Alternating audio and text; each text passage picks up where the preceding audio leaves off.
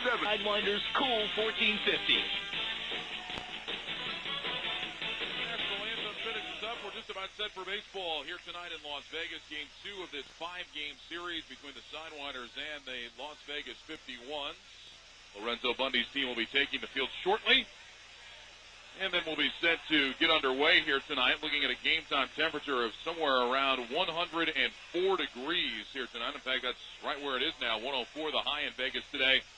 Was around 107. The temperatures are supposed to stay in triple digits the next couple of days. The one piece of good news that the weather reports had today is that possibly on Sunday afternoon there's a chance of some thunderstorms in the Vegas area, and they expect the high temperatures to be in the low 90s, and that would certainly be nice, especially if there was a cloud cover for that day game. He's 1-1 against the 51s this year, 1-0 in his start. In fact, Casey had a very breeze. The wind is blowing out to center field at 15 miles per hour, and Thompson takes another fastball up high. And they count 2 balls and no strikes. So a stiff breeze blowing out to center field here tonight. Wind blowing out here in Vegas is always a bad sign for the pitchers.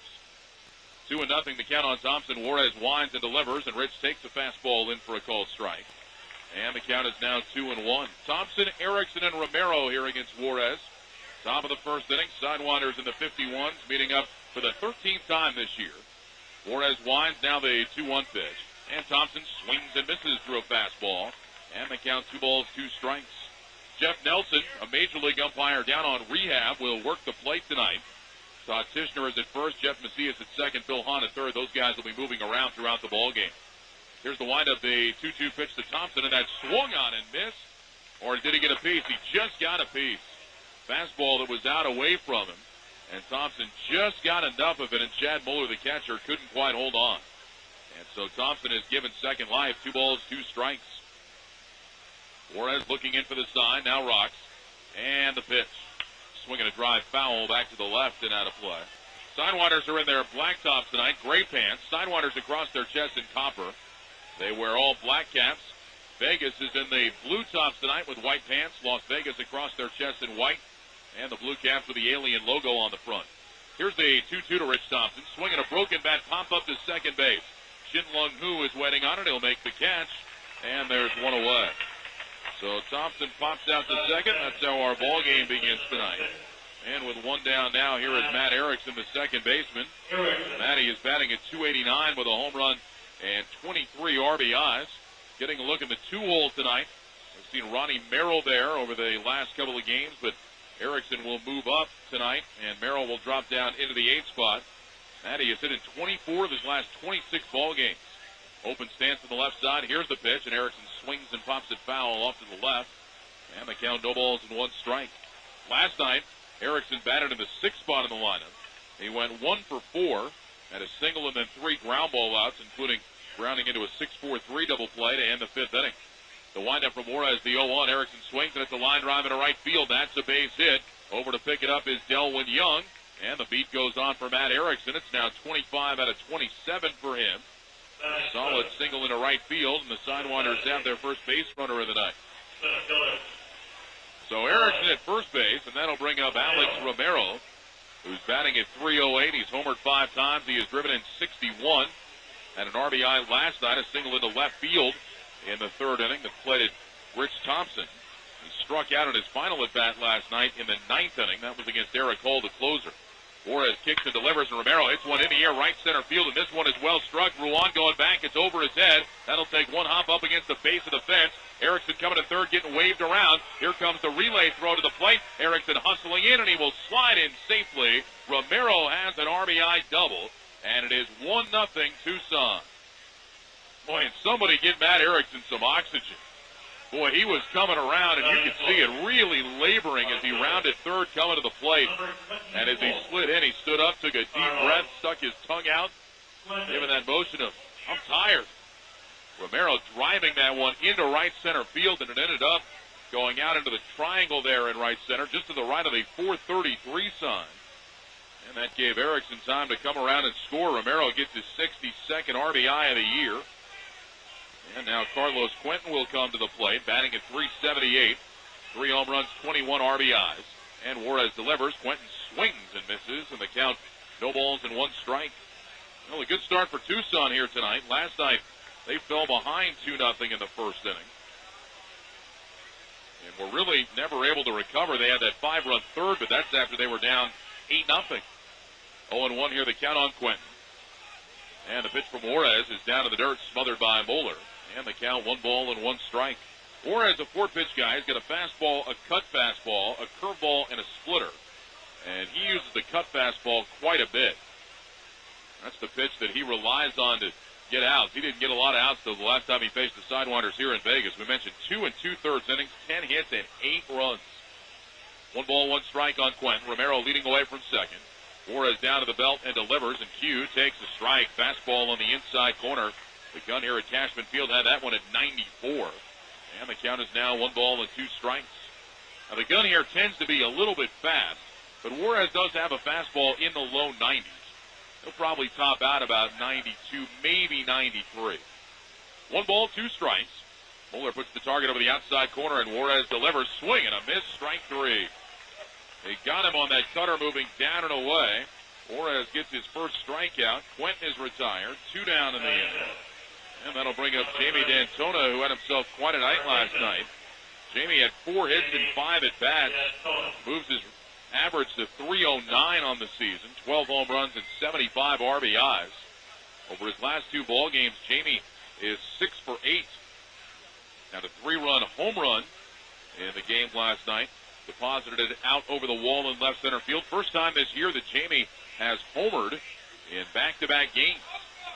Juarez set out of the stretch. Here comes the pitch, and D'Antona swings and pops it up. This one could be playable. Foul territory, first base side. Moeller and Lindsey converging, and it drops.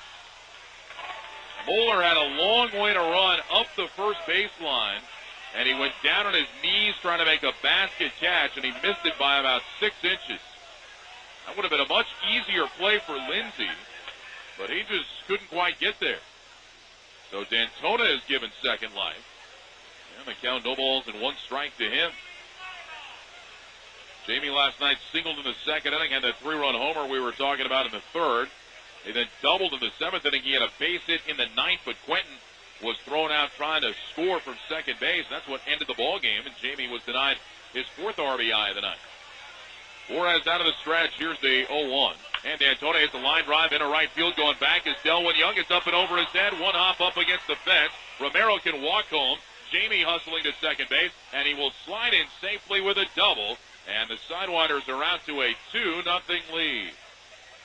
RBI number 76 for Jamie D'Antona. I don't know what it is about the end of the season. It's kind of like the beginning of the season for Jamie, where he is really swinging a hot bat.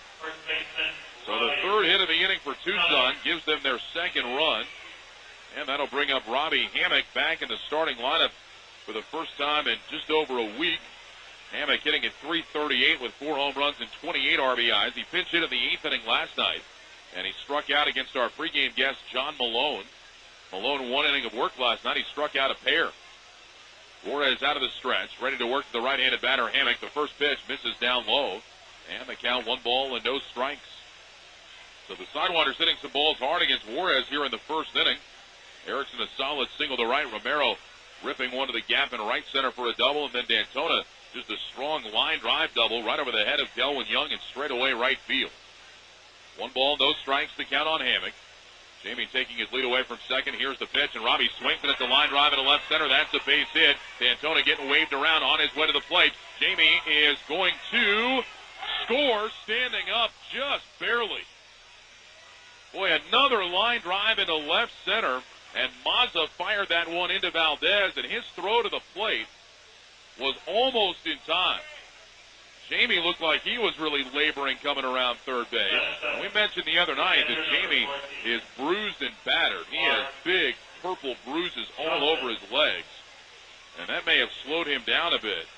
That was a base hit into left center field. Normally that's easy for the runner to score on, but Quentin got thrown out on a base hit to left center last night, and now Jamie just barely beats that one to the plate. He did, though, and so it's a 3-0 Sidewinder lead. And here is Mark Johnson. And MJ takes the first pitch down low on the count, 1 strikes. Hammock gets his 29th RBI of the year, and a great way for him to get back in the starting lineup. Hammock was out after a collision with Kendry Morales at home plate in Salt Lake, sprained his right thumb. 1-0 delivery. Johnson takes the fastball strike on the inside corner, and it's 1-1. Hammock stayed in and played the rest of the game that night, but then had his thumb swell up pretty bad. They were scared that he might be out for somewhere in the neighborhood of 3 weeks, but just a week later, he's back in the lineup. 1 ball, 1 strike to count. Here's Juarez delivery to Johnson, and that missed outside, and the count is now 2-1. So a 3-0 Sidewinder lead here in the top of the first inning. RBI doubles from Romero and D'Antona, and then an RBI single from Hammock. And now Johnson in there. He possesses a 5-game hitting streak. Juarez ready, kicks and deals the 2-1, and that's a strike, a fastball over the outside corner. And the count is now 2-2. I figure we'd have a pretty good strike zone tonight. Jeff Nelson is a big league umpire who's here on rehab, and he's got the plate. So it would stand to reason we would have a fairly consistent strike zone here tonight. 2 balls, 2 strikes the count. Juarez delivers. Johnson swings, and it's a ground ball foul wide of the bag at first and down the line. And it's still 2-2. 328 down the lines here at Cashman Field. 364 to the power alleys. 433 to straightaway center. A 20-foot high wall goes all the way around. You've got the rock piles out behind the left field fence and right field fence. And some palm trees sprinkled in out there. Lights on, just beginning to take effect here. 2 balls, 2 strikes the count, and Juarez pitch. Cutter swung on top to foul back over the screen. And we'll do it again at 2 balls and 2 strikes. Sidewinders missed out on a chance last night to close in on Sacramento, as the River Cats were pretty much dominated by Travis Blackley and the Fresno Grizzlies, losing in that game by a score of 4-1. Blackley, 7 innings, 5 hits, just 1 run. He only struck out 3. The ball was being put in play, but not anywhere where the River Cats could rack up hits. Here's another 2-2 to Mark Johnson. Fastball low and outside, and that'll run the count to 3-2. So now Hammock will be able to get a start off of first base. Lindsey is going to move back and play behind Hammock. He's trying to catch the attention of Juarez to let him know. Juarez nods yes. Hammock walks away from the bag. Lindsey playing right in behind him. Juarez set. There goes Hammock. 3-2 pitch is swung on. Taps slowly. Left side of the infield. Valdez charging. Glove. Throws on the run in time. Johnson is out. And the inning is over. But the Sidewinders scored 3 times on 4 hits. No errors. They leave a man. Half an inning in the books tonight. Tucson 3. Vegas coming up on Pool 1450. For Major League Printing at Minor League. Against him. Daigle will face Wilson Valdez, Chinlung Hu, and Delwyn Young. And always nice for the starting pitcher to get some run support right off the bat. Sidewinders scoring 3 times on 4 hits. Romero and D'Antona with RBI doubles. And then Hammock with an RBI base hit. Wilson Valdez, a nice defensive play to end that top of the first inning. Able to get Mark Johnson on the slow chopper towards short. And now Valdez will stride to the plate for his first AB of the night, hitting .341 with 3 home runs and 26 RBIs. Valdez a couple of hits last night in 3 trips. He also walked twice, scored 2 runs, and he drove in 3. So Valdez to face Casey Daigle, who's up on top of the mound. He rocks into the windup, and here comes his first pitch of the night. And it's a sinker that misses low and inside, and the count 1 ball and no strikes. Last night, Enrique Gonzalez walked the first 2 men that he faced, and they both came around to score. A rough night for Enrique all the way around. Daigle winds the 1-0, and Valdez takes down in the dirt. The count 2 balls and no strikes.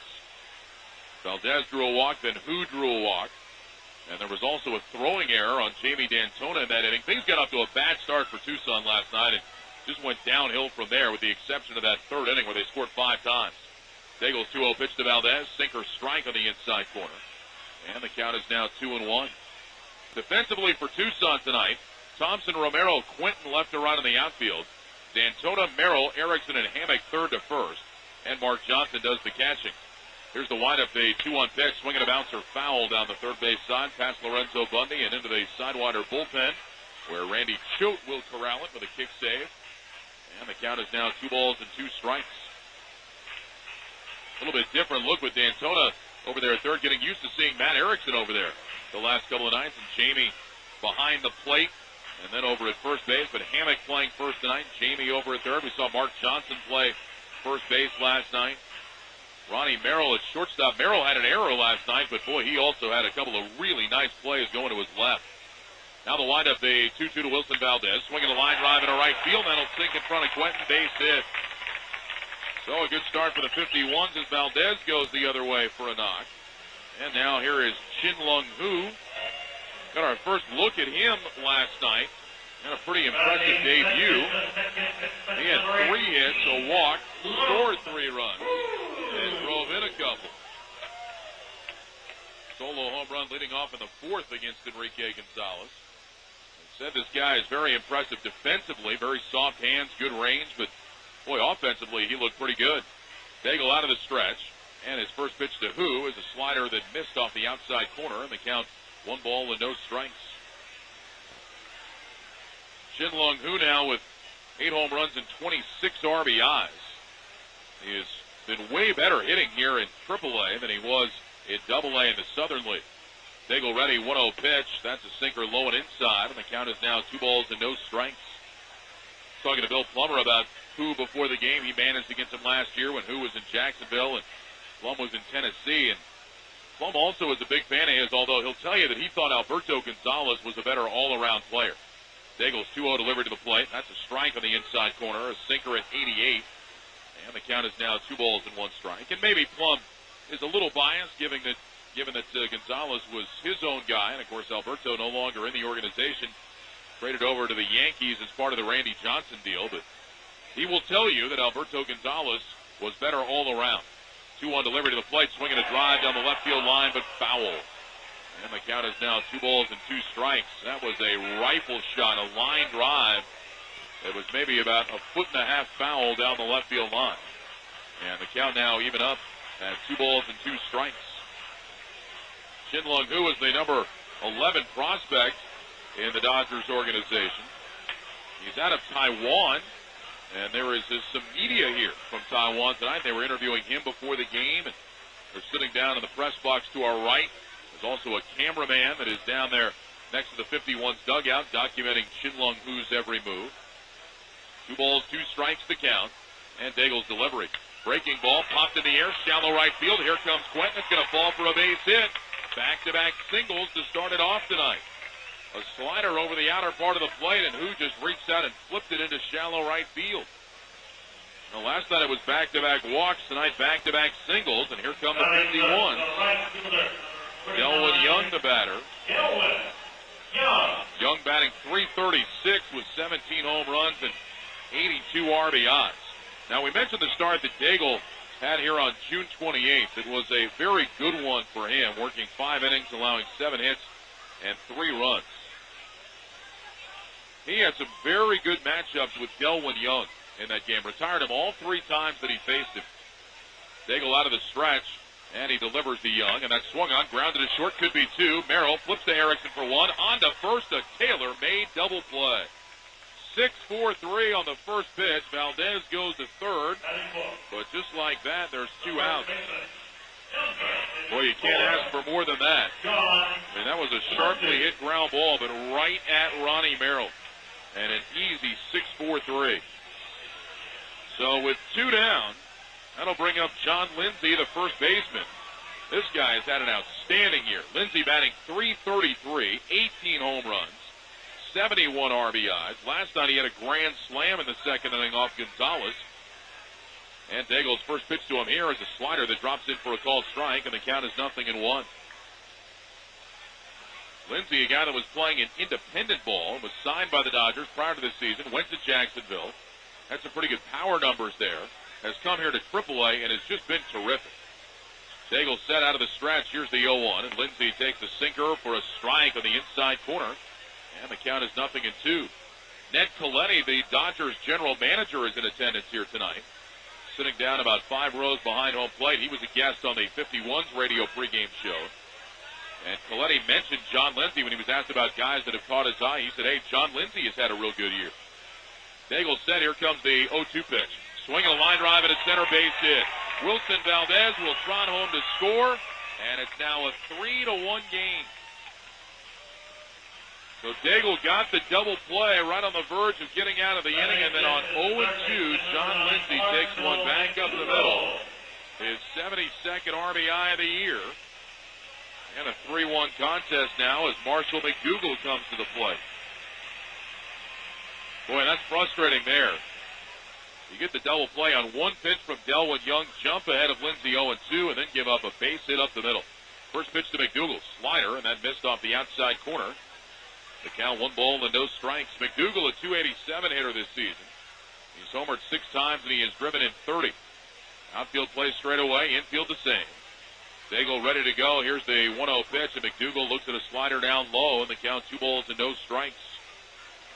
Daigle now will take his glove off, take his cap off, wipes some perspiration away from his brow, walks behind the mound, wipes off his left hand on his pants, now puts his glove back on.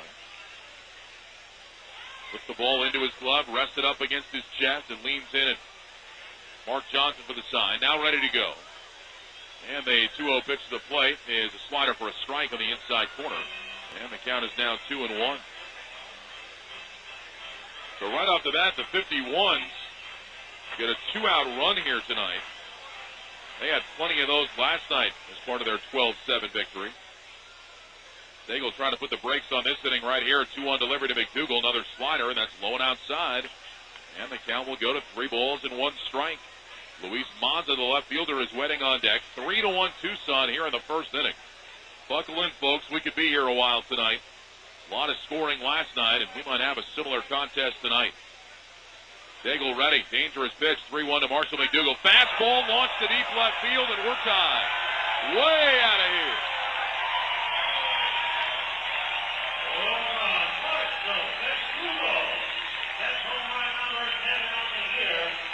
Seventh home run of the season for Marshall McDougal. No doubt about his shot. Right down the left field line. And it's now a 3-3 game.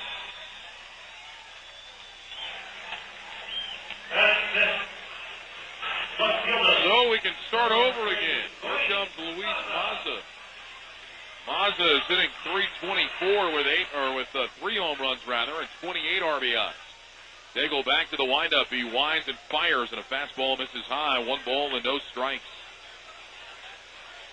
So a 3-run top of the first inning, gone just like that. Mazza waiting as Daigle goes into the windup. Here's the 1-0 pitch, swinging a fly ball center field. This one well struck. Romero going back, still going back. He reaches out and makes the catch.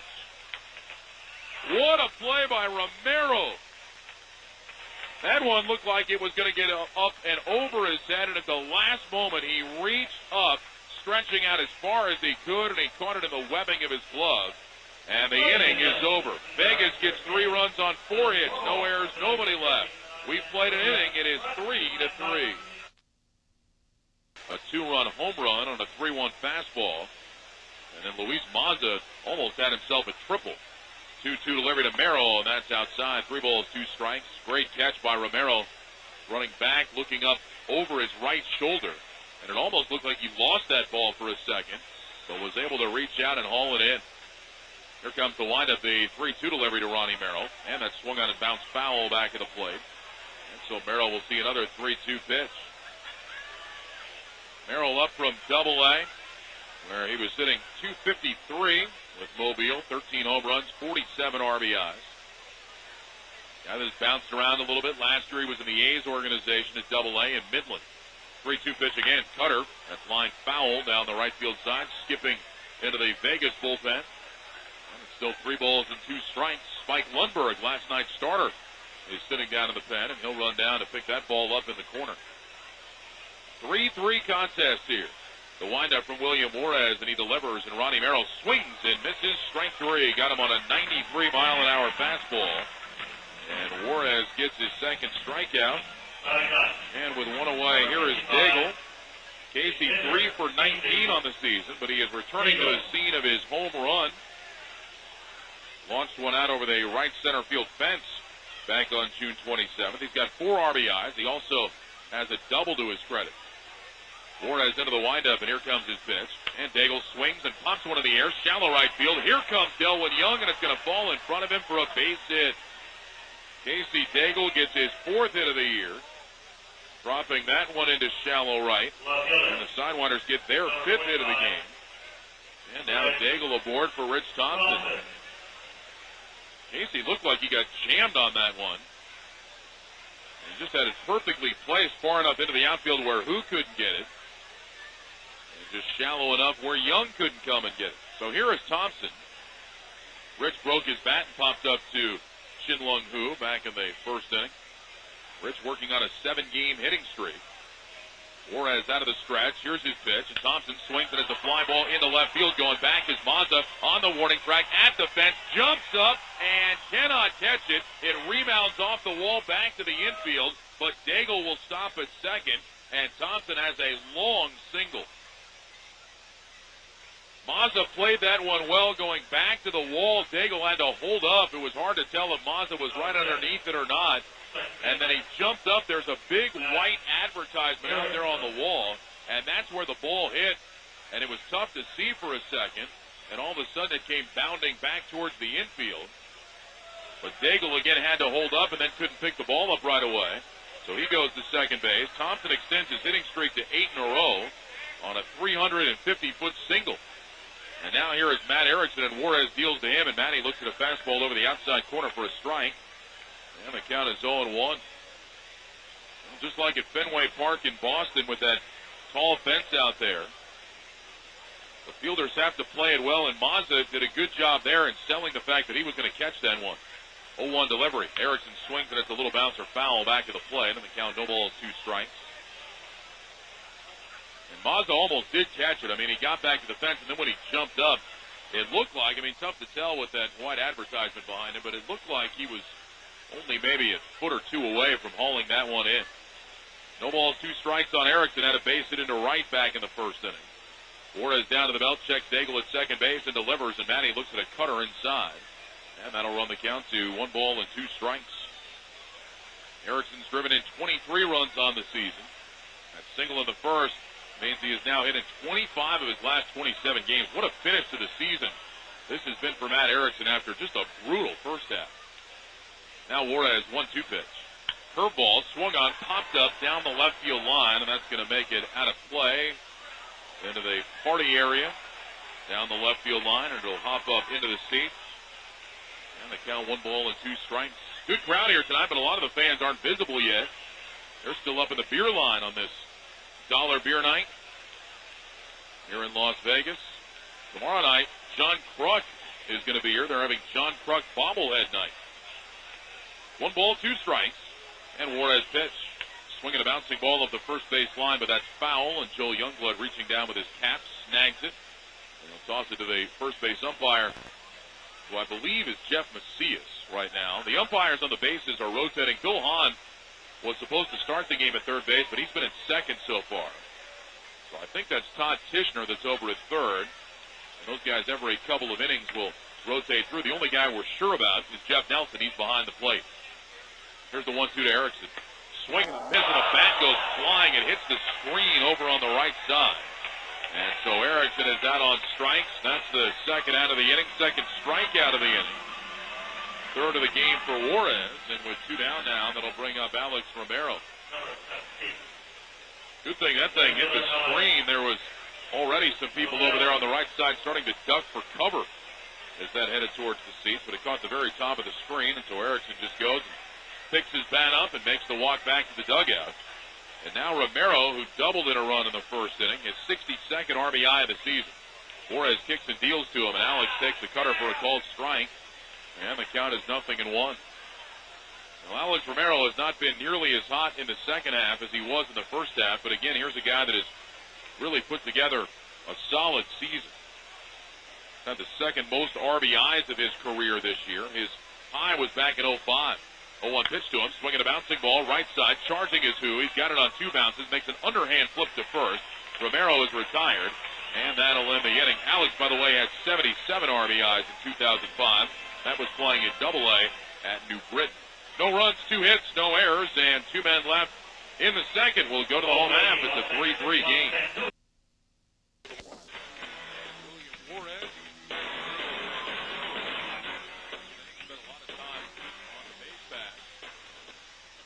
Standing at second base as Erickson struck out and Romero grounded out to second. Daigle allowing 3 runs on 4 hits. in the first inning. Marshall McDougal, a 2-run homer against him. So Chad Moeller will lead off against Daigle. Moeller just recently picked up by the Dodgers after the Reds let him go.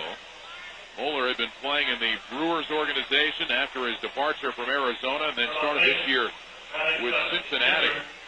Moeller's last appearance for the Reds this year came on the 15th of July. Played in 30 games for Cincinnati, had 48 at-bats. And he was sitting 167 with a home run and 2 RBIs. So Moeller, a right-handed batter, standing in against Daigle. Chad is 5 for 16 so far for Vegas. Daigle into the windup delivers. Moeller takes a sinker for a called strike on the inside corner. And the count is 0-1. No home runs, 2 RBIs. Moeller, a 7th-round pick of the Twins back in 1996. Here's the windup, the 0-1 delivery from Casey Daigle. And that's a sinker for a strike on the inside corner, and the count is 0-2. Diamondbacks picked him up at the very end of spring training in 2001 in exchange for shortstop Hanley Frias. And good time for Moeller. Got there just in time for the World Series championship. Played in 25 games for the Diamondbacks that season. 0-2 delivery. Slider down to the dirt. Did he check his swing? Yes, he did, says Jeff Macias at first. And the count is now 1 ball and 2 strikes. Moeller in Tucson in 2001, played in 78 games, batted .274 with 8 home runs and 36 RBIs. He then returned to Tucson for 60 games in 02 when he hit .318. Here's the windup, the 1-2 pitch from Casey Daigle. Swing and a miss, strike 3. Came inside on him. That pitch right underneath Moeller's hands and a feeble swing at it. And Casey's got his first strikeout. So 1 down, that'll bring up Wilkin Ruan. Ruan is sitting at .286. 2 home runs, 26 RBIs, playing in center field tonight for Lorenzo Bundy. Last night he was in left, and Daigle's first pitch is a breaking ball that hangs up and inside and sends Ruan sprinting out of the right-handed batter's box. And the count 1 ball and no strikes. But Ruan is just shortened up to bunt. And that one was way up and in, and Ruan had to go running away from it. Now the windup, Daigle's 1-0 pitch. Sinker missed inside, and the count is now 2 balls, no strikes. Pitcher Juarez is on deck, and Juarez is not a good hitter. So if Daigle can retire Ruan here, he's got a good shot and a very quick 1-2-3 second inning. 2-0 delivery. Ruan swings, breaks his bat, flares it over the mound. That's going to trickle through into center field, base hit. Ruan a big, aggressive turnaround first, but he'll stay right there. And Daigle will not have a 1-2-3 inning as Juarez comes to the plate.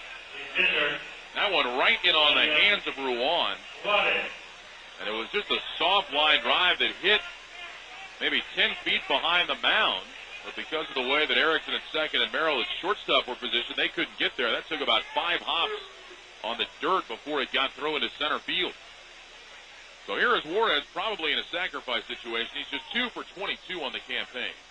He does square around, and Daigle's pitch is bunted. Torch first, a good one. Hammock picks it up. He'll run over and tag out Juarez. The sacrifice successful, 3 unassisted.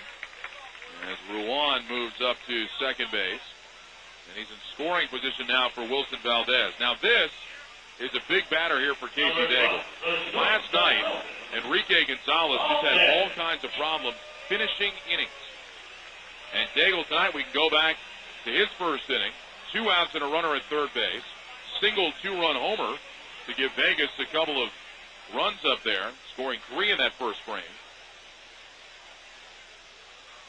So now can he retire Valdez and end this inning? Casey's first pitch. Valdez takes a slider over the inside corner for a strike, and the count is 0-1. Valdez with 26 RBIs in the season. 3 of them came last night. Had a 2-run single in the 8th inning off Carrasco after posting an RBI hit in the second inning against Gonzalez. 0-1 the count. Ruan at second base. Runs well. Here's Daigle's pitch, and Ruan hits a roller foul, or rather Valdez a roller foul down the third base line. A broken bat.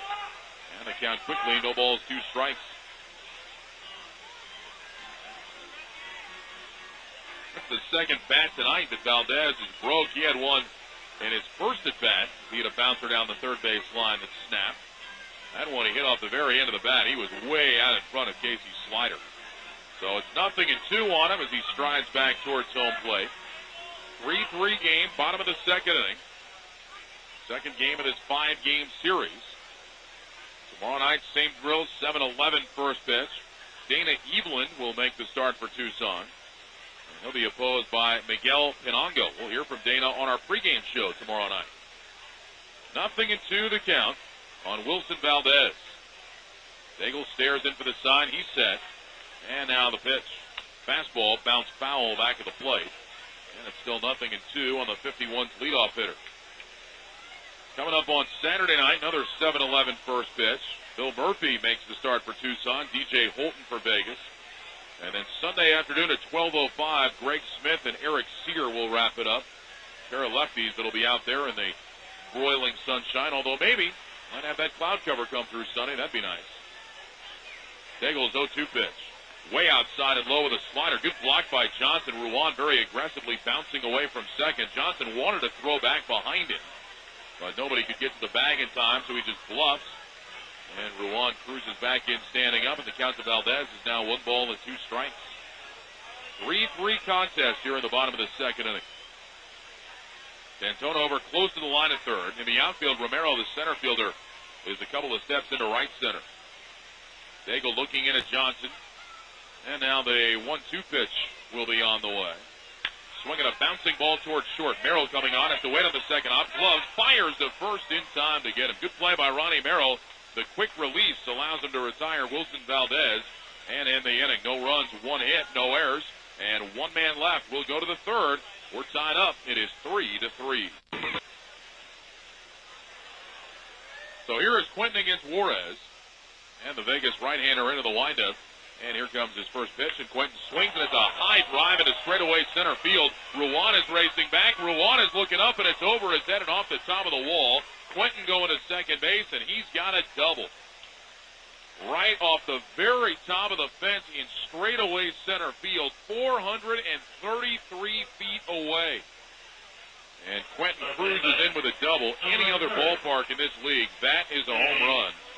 And it's gone by plenty. But here it is a double, the 7th Tucson hit. And Quentin in scoring position for D'Antona, who sizzled a line drive over the head of Delwyn Young and right his first time up. That plated Alex Romero and gave D'Antona his 76th RBI of the year. So Jamie in there from the right side. Juarez out of the stretch. That's been a familiar position for him tonight. Now he's going to step off and walk back down behind the mound. 104 degrees here at first pitch tonight. We've seen each pitcher a couple of times walk back off the rubber and take some time just to take a deep breath, wipe the sweat away, and then get back up on top of the hill. Now Juarez ready. And his first pitch to Jamie is a strike. It comes in over the outside corner, and the count is 0-1. That breeze blowing out to center field here tonight certainly helps the offense as well. It's a pretty good breeze, about 15 miles an hour, and it's going straight out. So not as though the hitters need any help here, but they're going to get some tonight. Juarez ready, the 0-1 pitch. D'Antona swings, and it's a bouncing ball up the middle, through into center field, base hit. Quentin will get stopped at third. Ruan is up with the ball, and he's kind of hopping his way back towards the infield. D'Antona holds it first with a single. Boy, thought Valdez was going to get to that one as he made a dive for it, but it just had enough to get by him. And Bill Plummer did not want to take the chance of scoring Carlos Quentin. So he holds him at third base, and the Sidewinders have runners at the corners with nobody out. And that'll bring up Robbie Hammock. 8 hits already for Tucson. And we're playing in the top of the third inning. Hammock an RBI single, a line drive into left center, his first time up. Good way to get back in the groove, back in the starting lineup for the first time in 8 days. Robbie has really hit well since being sent down from the big leagues, an average of up over 340.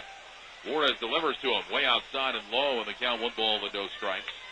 September 1st is right around the corner, and you start thinking about guys that'll be going to the big leagues, and it would seem pretty obvious that a guy like Callaspo is going to go back up. You would figure that, a guy like Figueroa will be back up. Here's the 1-0. Hammock takes a strike, and at the knees, and the count is 1-1. Robbie Hammock is a guy that I think might get another shot.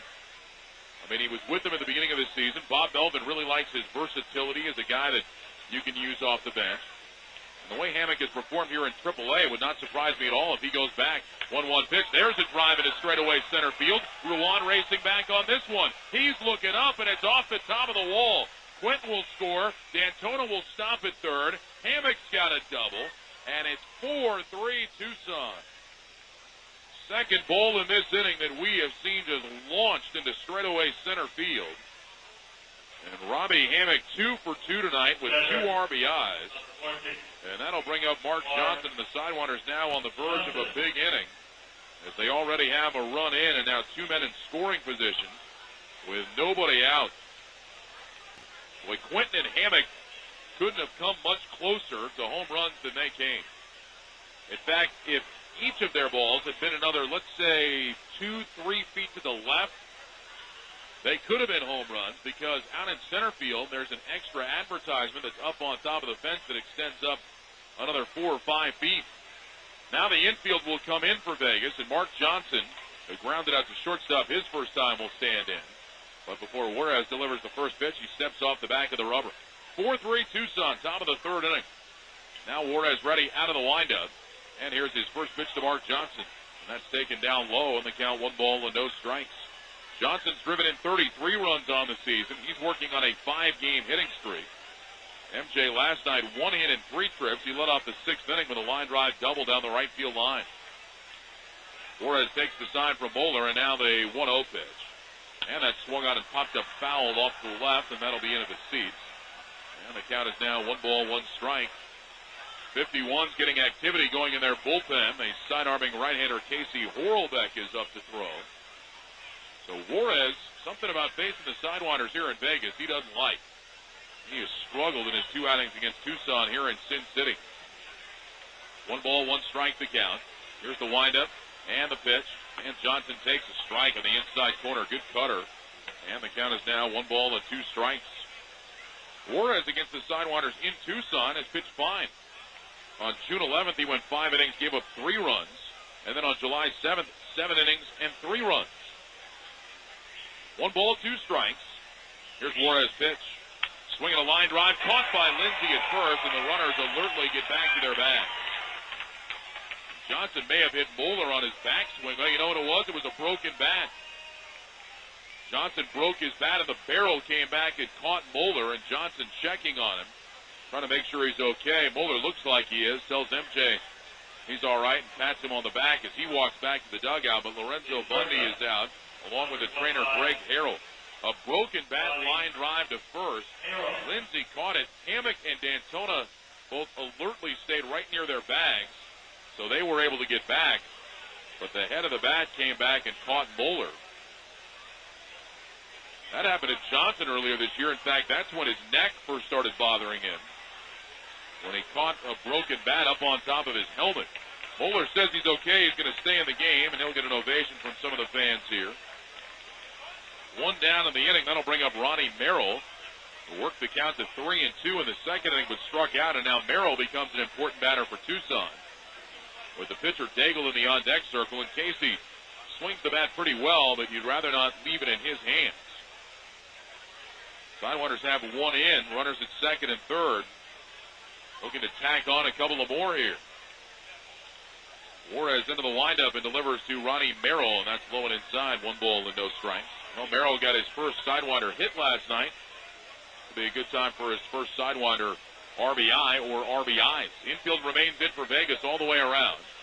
D'Antona not running well down the line at third. Hammock takes his lead away from second base. Here's the windup from Juarez, the 1-0 pitch, and Merrill swings and pops it foul back to the left. And it's 1 and 1 strike. I don't think Tucson would put the contact play on here, just because Jamie is struggling so much. If you saw his legs, you'd know why. He's got a big purple bruise on his shin. He's got another one up on his calf. He's got some bruises on his arms as well. Here's the windup, a 1-1 on the way, and Merrill takes high and outside, and that'll move the count to 2 and 1 strike.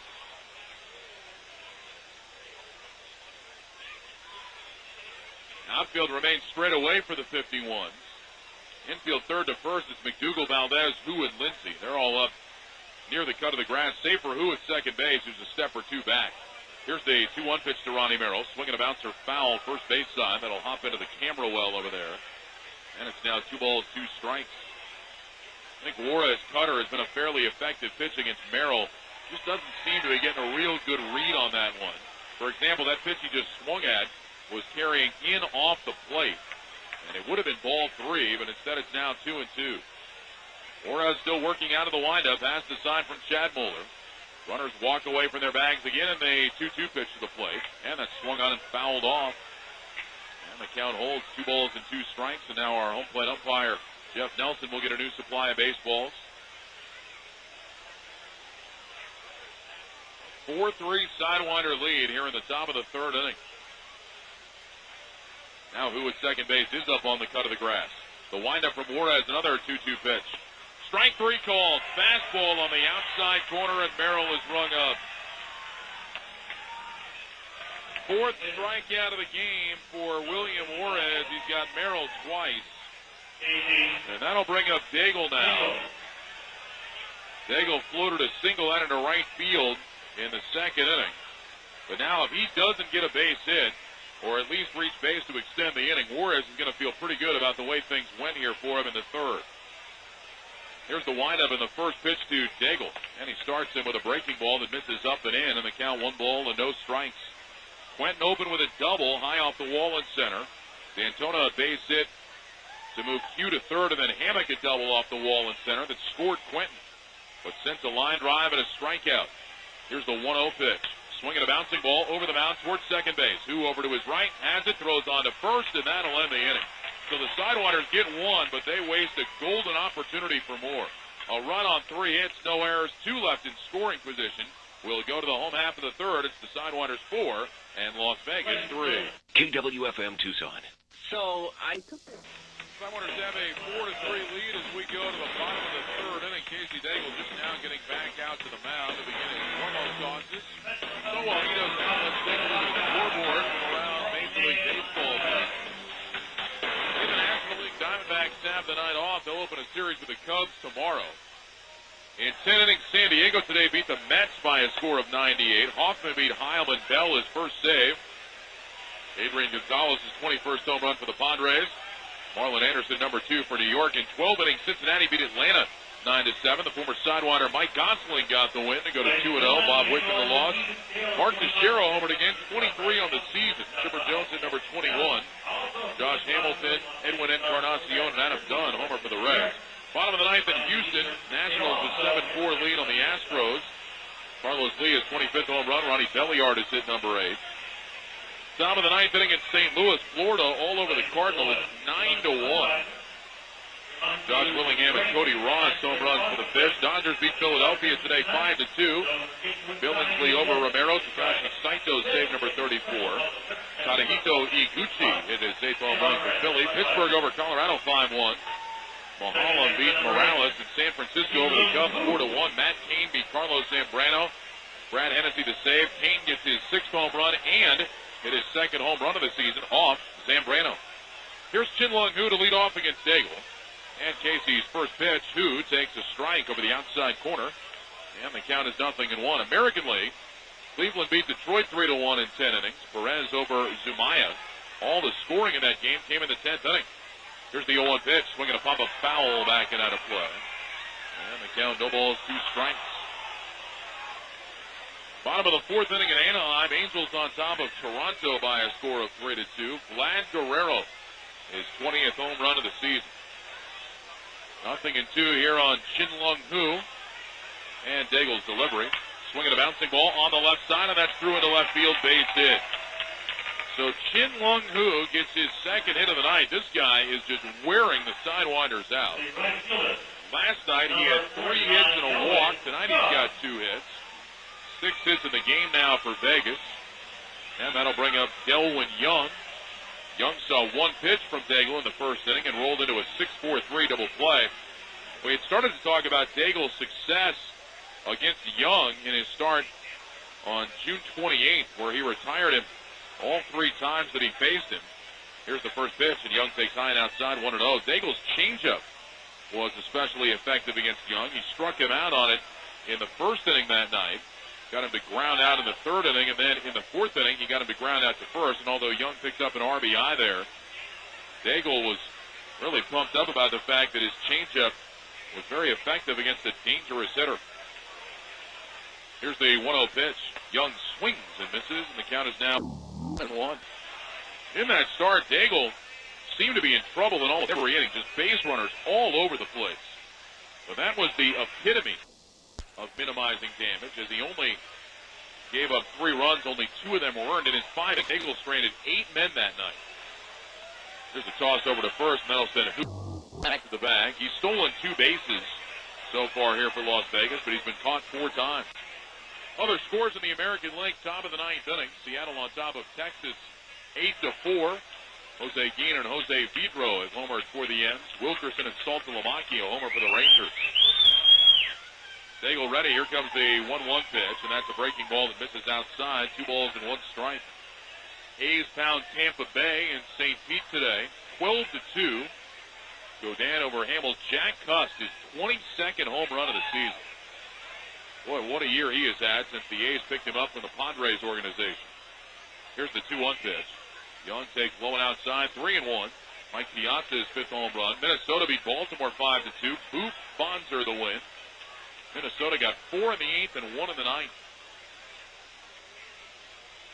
3-1, the count on Delwyn Young. Daigle checks Hu at first base. Let's see if he runs here. He does, and the pitch is swung on and missed. Throw down to second base is on 1 hop, and Hu will slide in with a stolen base, his 3rd. Seemed to be a little hesitation from Mark Johnson coming up and out of his crouch in making that throw, almost like he didn't quite know that Hu was running right away. And Shin-Long Hu easily steals second. So he's in scoring position, 3-2 on Delwyn Young. A 4-3 Sidewinder lead, top of the 3rd inning.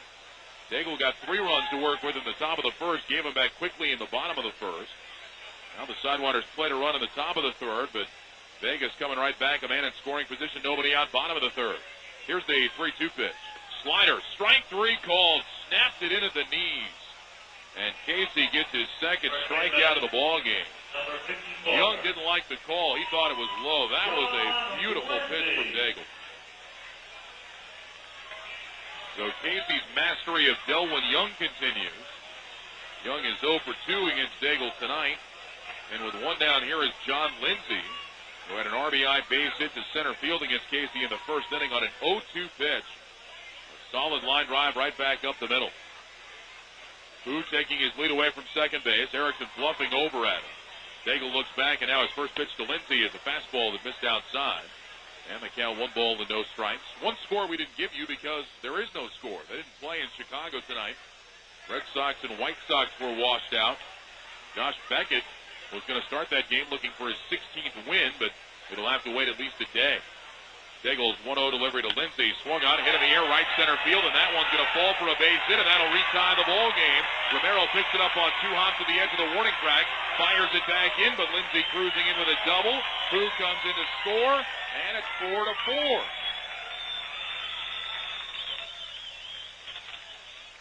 So John Lindsay with his 73rd RBI of the year. And that'll bring up Marshall McDougal, who had a 2-run home run in his first at bat.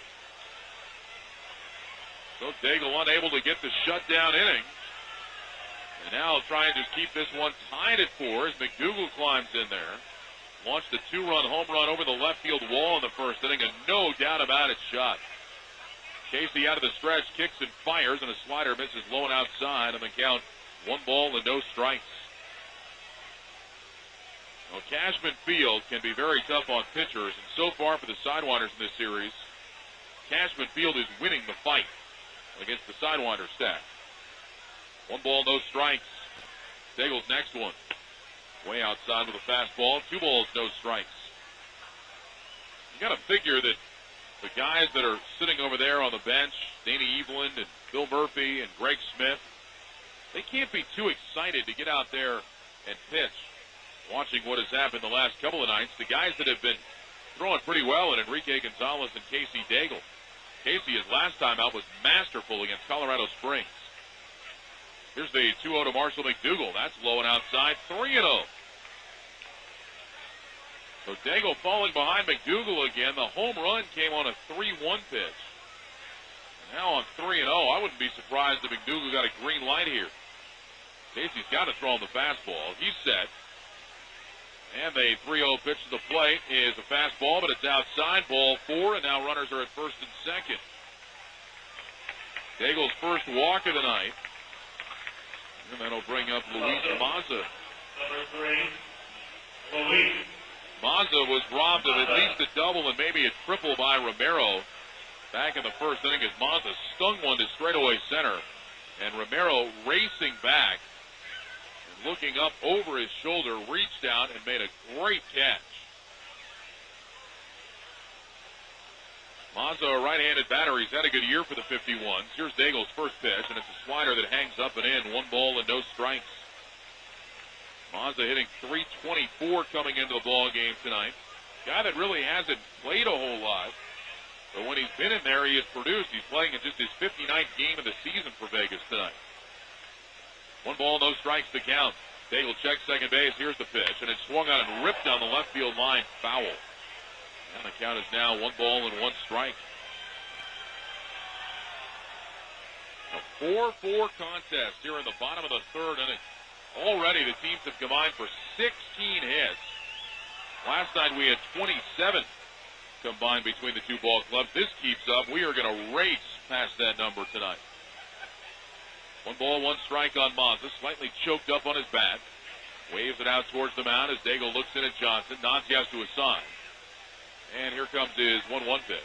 And that's a fastball for a strike over the outside corner. And the count is now 1-2. And now it's Mazza that's not real happy with the strike zone of Jeff Nelson. There's been a couple of folks that have been questioning his calls tonight. I think Nelson, though, has been pretty consistent with what's a strike and what's not. 1-2 the count on Mazza. Merrill, the shortstop, pulled over towards the bag at second.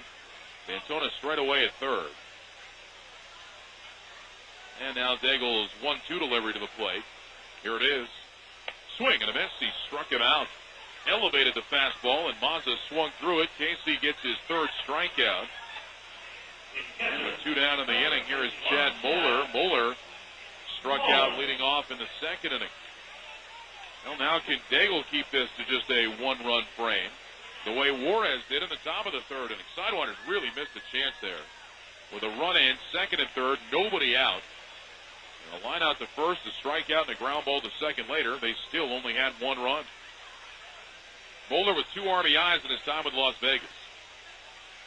Slightly open stance from the right side. Daigle checks second and delivers. And a fastball sails inside. Moeller checked his swing. They'll appeal, and he held back. And so the count 1 ball and no strikes. Mentioned that Moeller started this year with Cincinnati. Last year, he was with the Milwaukee Brewers. And hit just 184 in 29 games for Milwaukee. He actually saw more time in Nashville at AAA than he did in the big leagues. Daigle ready, the 1-0. That's a strike, or no, it's not. Just off the outside corner. Thought he picked up the corner that time, but he didn't. And the count 2 balls and no strikes. Moeller was involved in that trade for Richie Sexton, one that Diamondback fans still shudder about.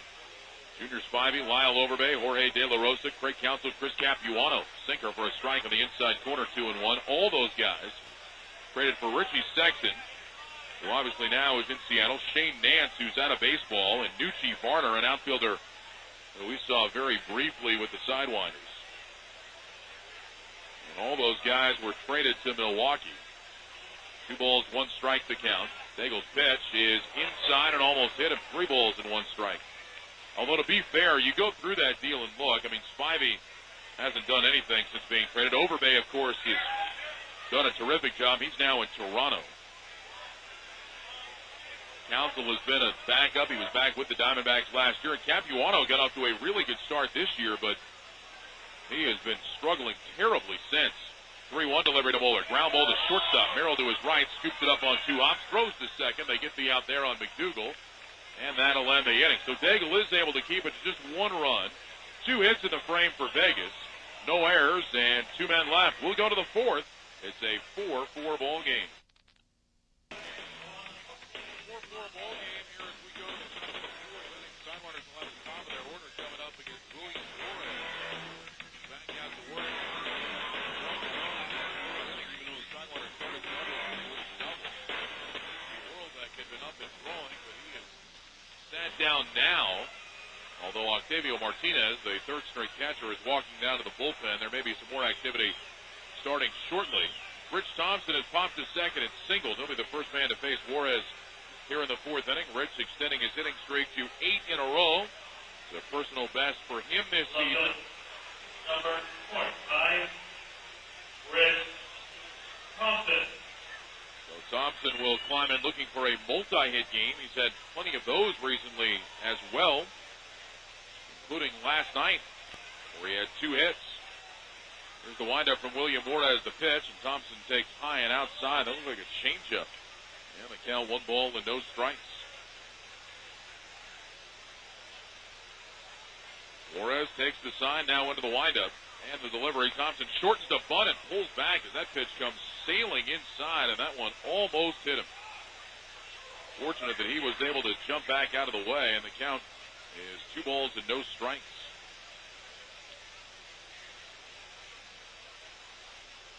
So Thompson ahead of the count now as Juarez gets set, winds, delivers. Thompson swings and fouls it off to the left, and that'll move the count to 2 balls and 1 strike against him. Sidewinders playing in their 132nd game of the season tonight. Here's the windup in the 2-1. Thompson lines it into center field, base hit. So Thompson has another multi-hit game to his credit. He's got 2 hits so far here tonight. And that'll bring up Matt Erickson. 131st game tonight for Tucson. Sorry about that.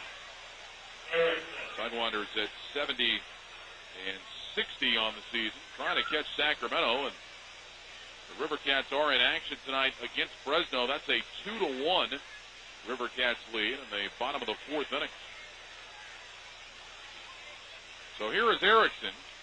Matty tonight has singled and struck out, and a throw over to first will send Thompson scampering back to the bag. That was a high fastball uncorked by Juarez over there to Lindsey. Nobody throwing now down in the Vegas bullpen. I would guess one more base hit, and we might see somebody up again. Juarez down to the belt. Here's the pitch, and Erickson takes a fastball up high. And the count 1 ball to no strikes. Other scores going on right now. Colorado Springs with a 7-3 lead on Salt Lake. That game is in the bottom of the 5th inning at Security Service Field. Sky Sox trying to get back to within 2.5.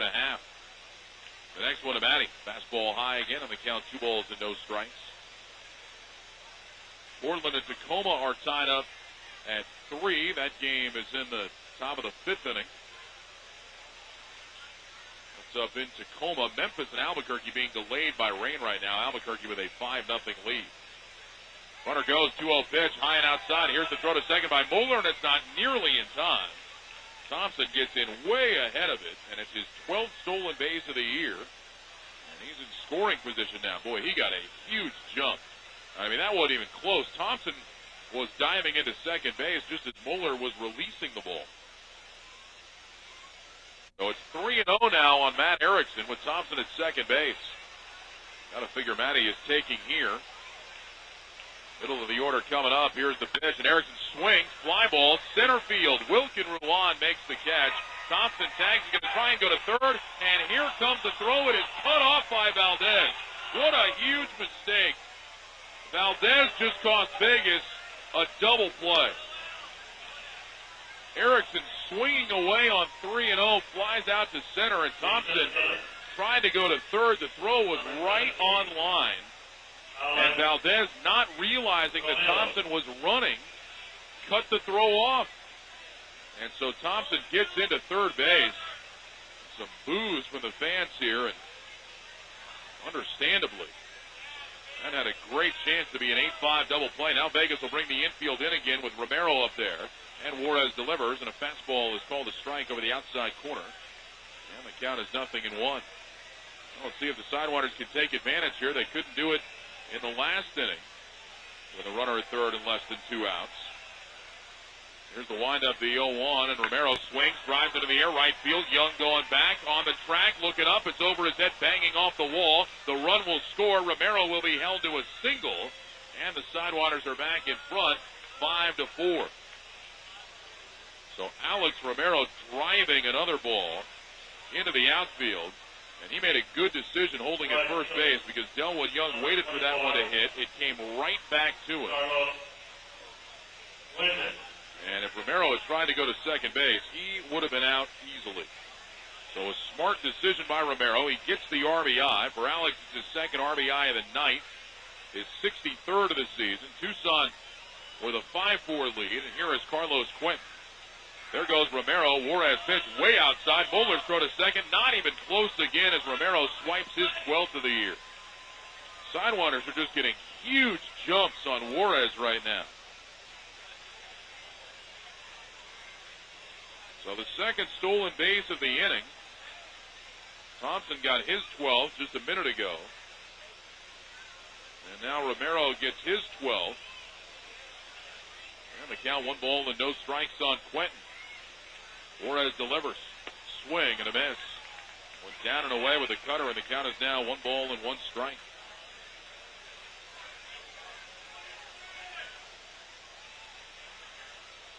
Quentin tonight has struck out and doubled. His double came high off the wall in straightaway center field in the 3rd inning. Juarez kicks and fires, and Q takes down to the dirt. Good block by Chad Bowler to keep it in front of him. And the count is now 2 balls and 1 strike. A 5-4 contest here in the 4th inning. And Horlbeck back up throwing down in the Vegas bullpen. We might have a wild one here tonight, folks. It's already been pretty interesting. We could have one of those Cashman Field specials tonight, one of those 13-11 type affairs. 2 balls, 1 strike the count. Here comes the pitch, and Quentin takes low and outside. 3 balls, 1 strike. D'Antona is waiting in the on-deck circle, and Jamie twice tonight has come to the plate and has gotten hits both times. So it's 3-1 on Quentin with Romero at second base. Juarez peering in for the sign. Juarez set, and the pitch. Swing and a miss. Quentin cut over the top of it. Juarez throwing him that cutter that moves down and away, and Quentin has waved at it a couple of times tonight, including back in the 1st inning when he struck out. So 3-2 the count. You know what? That may even be the splitter from Juarez. It's moving more like a cutter or a slider, but that may be a splitter as it dips down and away. Now time call as Quentin will back out of the box. 5-4 Tucson. Sidewinders have scored in every inning except the second. 3 in the 1st, 1 in the 3rd, 1 so far here in the 4th. Juarez has the sign from Chad Bowler. Here's the 3-2 to Carlos Quentin. Swinging a bouncer foul back at the plate. That'll hit up on the net and roll over by the Sidewinders on deck circle. And we'll do it again at 3-2. McDougal, the third baseman, is way over near the line at third base. Although now he's walking off the line a couple of steps. Outfield straight away, and they are deep all the way around. 3 balls, 2 strikes. Romero looking around to make sure nobody is sneaking in behind him. They're not. And Juarez delivers home, and that's low, ball 4. So Quentin draws a walk. First walk that Juarez has issued tonight. 1st and 2nd now for Tucson. And here is D'Antona, and Lorenzo Bundy is up out of the dugout. I think he has seen enough of William Juarez tonight. And Juarez, frustrated with himself, bounces the ball down off the rubber, holding it in his right hand, turning to talk to Wilson Valdez. Lowe has made the call to the bullpen. Juarez is done, and Casey Horlbeck is coming in. So Lowe will take the baseball, and we've got a pitching change here in the top of the 4th inning. It's 5-4 Tucson. Runners at 1st and 2nd with 1 down. Stay with us. We're back to Cashman Field right after this. 1 ball and no strikes. Horlbeck is listed on the roster at 6'8", 245 pounds. But he drops down to throw sidearm. He still has some decent velocity on his fastball. Romero is at second base. Quentin is at first. 5-4 Tucson, top of the 4th. Horlbeck kicks, looks back to second, and Romero almost got picked off. Boy, he was leaning towards third base and had to go diving back in ahead of the tag from Chin Lung Hu. Alex has the back of his jersey hanging out of his pants. He had started moving towards third base. And boy, he just barely got back in there. 1 ball, no strikes on D'Antona. Horlbeck set. And the pitch. Swinging a line drive into center field, base hit. Romero coming to third. They're going to wave him around. Ruan up with the ball. Here comes the throw. It's on its way through to the plate, but it hits the mound, and Romero slides in safely. And it's now 6-4 Tucson. And that would have been a very close play at the plate. And I think Romero would have been out, but the throw hit the mound and went straight up into the air. And Jamie D'Antona 3 for 3 tonight. He picks up his second RBI of the ball game and his 77th of the year. Sidewinders back up by 2 now, and that'll bring up Hammock. Quentin stopped at second on the plate. Great throw by Ruan, right on line. Towards the cutoff man Lindsey, low enough where Quentin could not advance, but it hit the mound. Here's the pitch to Robbie Hammock. Starts him with a slider for a called strike over the outside corner. And the count is 0-1. Hammock tonight with a couple of RBI base hits. He had a single in the first inning that scored a run, and then a double off the top of the wall and center in the third inning. 1 ball, no strikes. Here's the pitch. Hammock takes outside, and the count is now 2 balls and no strikes. 12 hits already for Tucson. That run charged to Juarez, so he's given up 6 runs now. He's still responsible for Quentin at second. Horlbeck ready, the 2-0. Hammock swings, it's a ground ball up the middle, base hit center field. Quentin coming to third, going to wave him around. Ruan with the ball. Here comes the throw, and it is not in time. Quentin scores standing up, and it's now a 7-4 game. Another strong throw from Ruan. This one just barely to the first base side of the plate. Moeller came out to take it, and he reached back to tag Quentin. But cue a little sidestep, and he scored standing up. So Hammock is 3 for 3 with 3 RBIs tonight. He's now got 31 on the season. And that'll bring up Mark Johnson, who was tapped out weakly to shortstop and lined out to first. Horlbeck set and delivers. Johnson takes inside. 1 ball, no strikes. D'Antona stopped at second on that base hit from Robbie Hammock. We can close the book now on Juarez. 7 earned runs in 3 1/3 innings. D'Antona and Hammock on the base pass now, the responsibility of Casey Horlbeck. Here's the pitch. Johnson tried to check his swing, couldn't do it on a slider coming down and in. And the count is now 1 ball and 1 strike. Boy, Wilkin Ruan has a very strong and very accurate arm in center. Bill Plummer keeps testing him, and it's worked out. 1 ball, 1 strike. Horlbeck deals. And Johnson takes low and outside. 2 balls and 1 strike. Now, let's say Johnson gets a base hit to center. I think this is where Plum would decide, okay, enough is enough, and he would stop D'Antona coming to third base. 7-4 Tucson, top of the 4th inning. 2 balls, 1 strike on Mark Johnson. And Horlbeck delivers. Outside, 3-1. If Johnson reaches, then Merrill will come up. 4 consecutive sidewinders have reached base, and 5 of the 6 that have come to the plate so far here in the inning. Great hitters count here for Johnson, 3-1. Runners have their leads. Horlbeck set, and the pitch. Swing and a miss. Horlbeck took something off of that one. And the count is now 3-2 on Johnson, trying to extend his 5-game hitting streak. He was up with runners at second and third and nobody out in the 3rd inning when he hit that broken bat line drive right to Lindsey at first. Here's Horlbeck's 3-2. Swinging a foul tip, in and out of the glove of Moeller. Couldn't quite hold on to it. Had it for just a second, but dropped it. And so Johnson remains alive at 3-2.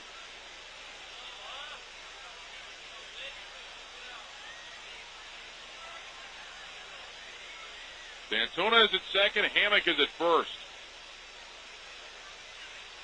Horlbeck ready. Another 3-2 pitch is swung on, lifted out towards left center field. That's going to drop for a base hit.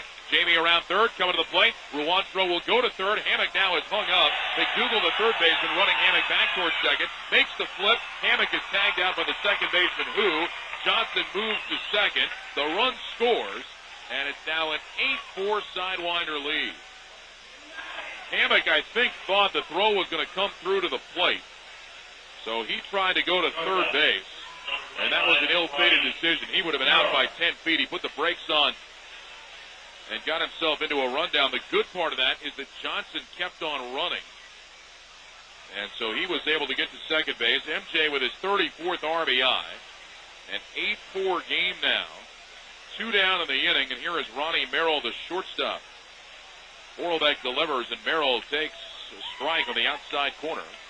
And the count is 0-1. So Hammock will be out 8-5-4. And now 0-1 here to Ronnie Merrill. Here's Horlbeck's pitch. Merrill swings, and it's a little tap foul at the first base side, and the count no balls and 2 strikes. Horlbeck, since coming on, has given up 3 consecutive hits. That's the only out that he has recorded that run down there.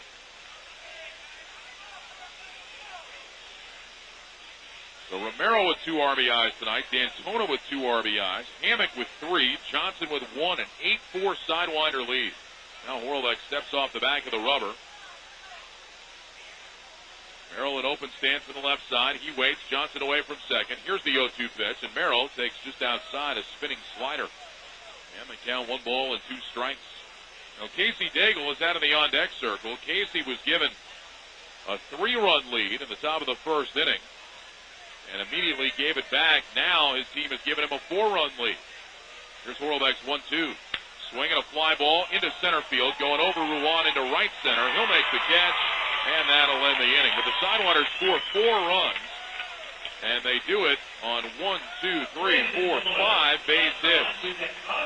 No errors, 1 man left on base. We'll go to the bottom of the 4th. It's Tucson 8 and Las Vegas 4. Sidewinders action now. And Alan Michaels in the morning.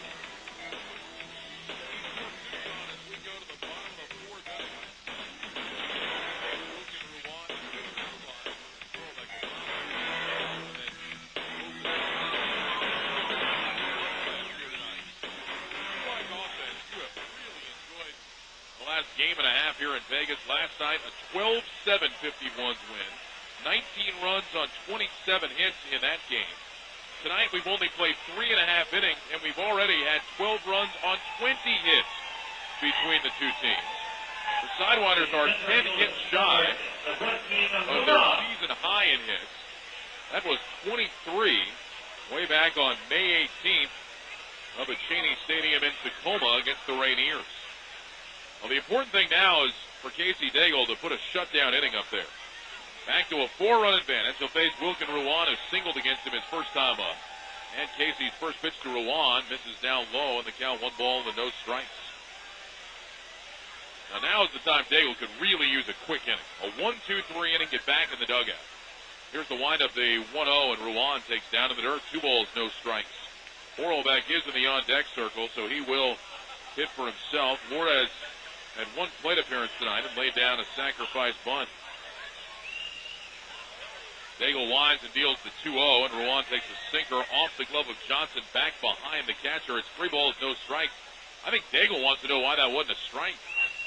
That looked like a pitch that was right down the middle of the plate, about thigh high, but Johnson didn't catch it, and that may have thrown Jeff Nelson off. Now the windup, the 3-0 to Wilkin Ruan. Fastball, that's right down the middle. Daigle took something off. And the count 3 balls and 1 strike. Now the next one from Casey. Same pitch. Fastball strike. And the count is now 3-2. Ruan looked like he was taken all the way on that one after he was taken all the way on 3-0. Here's the 3-2 pitch. Swinging a bouncer foul. That was a good sinker coming in on the hands of Ruan, and just a very defensive swing kept him alive. 3 balls, 2 strikes. Ruan's got good speed, too, so you want to keep him off the base paths as much as possible. Daigle winds. Here comes the pitch. Swung on, popped up foul, back and out of play as Ruan chased ball 4, a fastball that was elevated. Ruan's only stolen 3 bases this year, but I mean, he can really run, and we've seen his arm in center field tonight.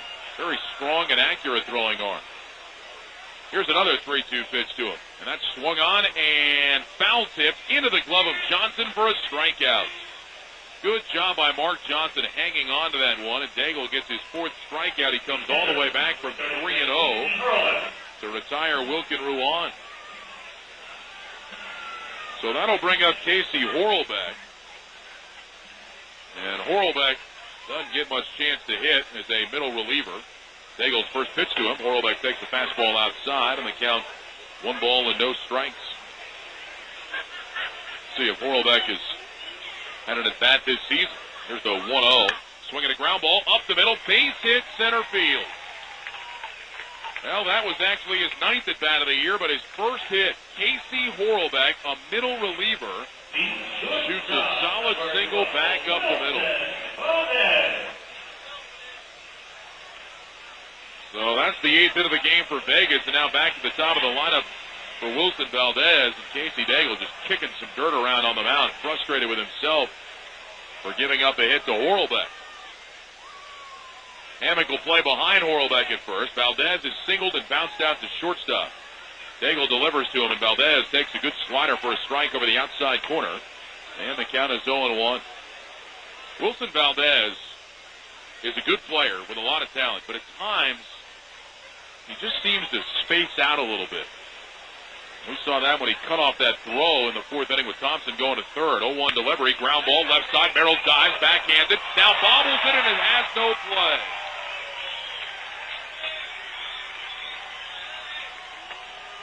Well, the Sidewinders were not going to turn 2 on that one, but they had a great chance to get Horlbeck at second. A great stab by Merrill. But as he came up, he just dropped the ball. Well, we'll see what the ruling on that one is.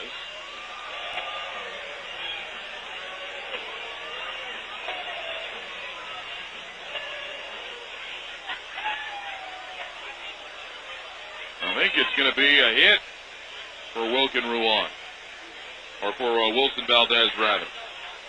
So here is Chin-Lung Hu now. Yeah, it is going to be a base hit. Daigle pitch, slider, and a beauty. Drops into the knees for a strike, and the count is 0-1. So Valdez given an infield single. Horlbeck to second base. Chin-Lung Hu 2 for 2, 2 singles tonight. He's had 5 hits, including a home run in this series. Daigle kicks and delivers another slider, waved at and missed by Hu, and the count will go to, the scoreboard's got 1-1. I believe it's no balls and 2 strikes on Chin-Lung Hu. It is. No balls, 2 strikes. Horlbeck at second base. Wilson Valdez over at first. See if Daigle goes to the slider again on 0-2. Here it comes. Slider swung on and missed. Good pitch on 0-2. Daigle bounced the slider. Hu went fishing for it, and Johnson blocked it, kept it in front of him. And Daigle gets his 5th strikeout. Number 49. So here is Delwyn Young. Daigle has dominated Young over the last 2 games when these 2 guys have hooked up. Young 0 for his last 5 against Casey in those matchups. Tonight he's grounded into a double play and struck out looking. Switch hitter batting left-handed. 17 home runs, 82 RBIs this year for Delwyn Young. Daigle's first one to him. Starts him with a slider, but it hangs up high, and the count 1 ball and no strikes. Outfield is straight away all the way around for Tucson. On the infield, Merrill is very deep at shortstop and pulled up the middle. 1 ball, no strikes to count. Daigle checks Horlbeck at second. Here's the pitch. Swinging a shot into right center, base hit. Horlbeck will score, and that one is going all the way to the wall. Valdez racing around third. He's coming to the plate, and he will score. It's a 2-run double for Delwyn Young, and it's now an 8-6 ball game. Number 54, first baseman, John. So Delwyn Young exacting a little revenge. RBIs 83 and 84 for Delwyn Young. And we're back to a 2-run game now, and here comes John Lindsay representing the tying run. Lindsay is singled and doubled, driven in 2 tonight against Daigle. Here's Casey's first pitch. Fastball that missed down low, 1 ball and no strikes. And if you make a mistake to John Lindsay, this one could be tied up again in a hurry. 8-6 Sidewinders on top, bottom of the 4th inning. Daigle checks second base. Here comes the pitch, and John Lindsay swings and drives it way back into left field, and we are tied again. Home run, John Lindsay. It is 8-8. 19 on the year. And with that home run,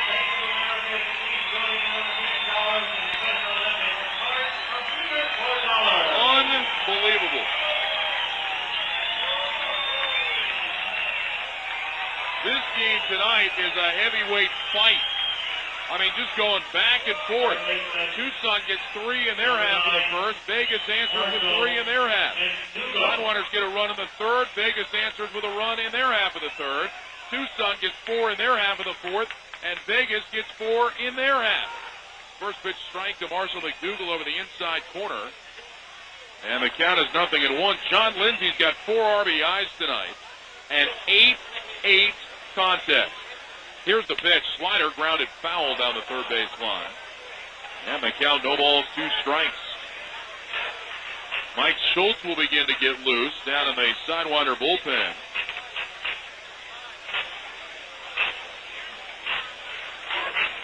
I mean, this is just amazing. Almost identical line scores. Vegas has 2 less hits than Tucson. Here's the 0-2 pitch to McDougal. Slider popped in the air to center field. Alex Romero is right there, now drifting back. Makes the catch, and that'll end the inning. But Vegas gets 4 runs. They do it on 4 hits. No errors, nobody left. We'll go to the 5th. It is 8-8. Listen. On Cool 1450. Scoreboard has been lit up here tonight in Las Vegas. 8-8. Top of the 5th inning. This is what happens when you play in this ballpark with the wind blowing out. 16 runs on 24 hits combined between the 2 teams. And we're just in the top of the 5th inning. There is all kinds of baseball left to be played tonight. Greg Smith is going to pinch hit for Tucson. Leading off here in the 5th inning. So Daigle is done after 4 innings. Casey was 1 for 2 in his 2 ABs. And so now Greg Smith pinch hitting. He had a base hit the other night to ignite a Sidewinder rally against Colorado Springs. Smitty facing Horlbeck, and the side-arming right-hander delivers, and Smith takes outside. And the count 1 ball and no strikes. Well, Smith has had a terrific year offensively all the way around, but especially here in Tucson. He has an average of .333. He's 3 for 9, and now he's got his 4th hit as he lines this one into left center for a base hit. So now Smitty is 4 for 10 as he singles, and that'll bring up Rich Thompson. Well, I mentioned earlier that guys like Greg Smith and Phil Murphy and Danny Evelyn sitting over on the bench watching this tonight probably aren't too anxious to get out there and take them out here at Cashman Field. I'll tell you this, though, there's probably a part of Smitty watching this game thinking, yeah, but I get to hit at this place, too. And he gets a knock here, pitch hitting. So he's at first base, and here is Rich Thompson. Thompson is making his 4th plate appearance, and we're in the 5th inning. He's 2 for 3.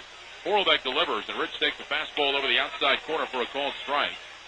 And the count is 0-1. Each team got 3 in the first. Each team got 1 in the third. Each team got 4 in the fourth. 8-8 contest.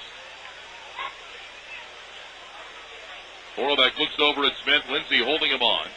And the 0-1 pitch. Rich takes a slider outside on the count. 1 ball and 1 strike.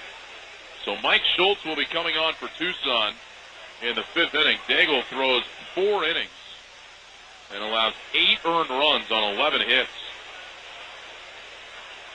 And now the Sidewinders will need their bullpen to pick them up. Good thing the bullpen is in much better shape than it's been the last couple of weeks. 1-1 pitch. Thompson takes a strike on the outside corner. And the count is now 1-2. Sidewinders added a man to their bullpen yesterday with Emiliano Fruto. He came over in the deal for Chris Carter, and Fruto is down there and probably will pitch tonight. 1 ball, 2 strikes, the count on Rich Thompson. And Horlbeck will turn and look Smith back at first base. He goes running back in. Right-hander throwing now for the 51s in their bullpen. See if we can get a look at who that is. Horlbeck ready. And the 1-2 pitch. Missed outside with a slider, and the count 2 balls and 2 strikes. It could be Dwayne Pollock that is throwing.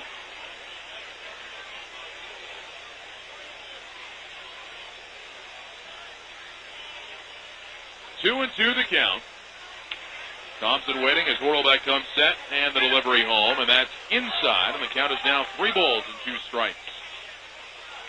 I don't think that is Pollock.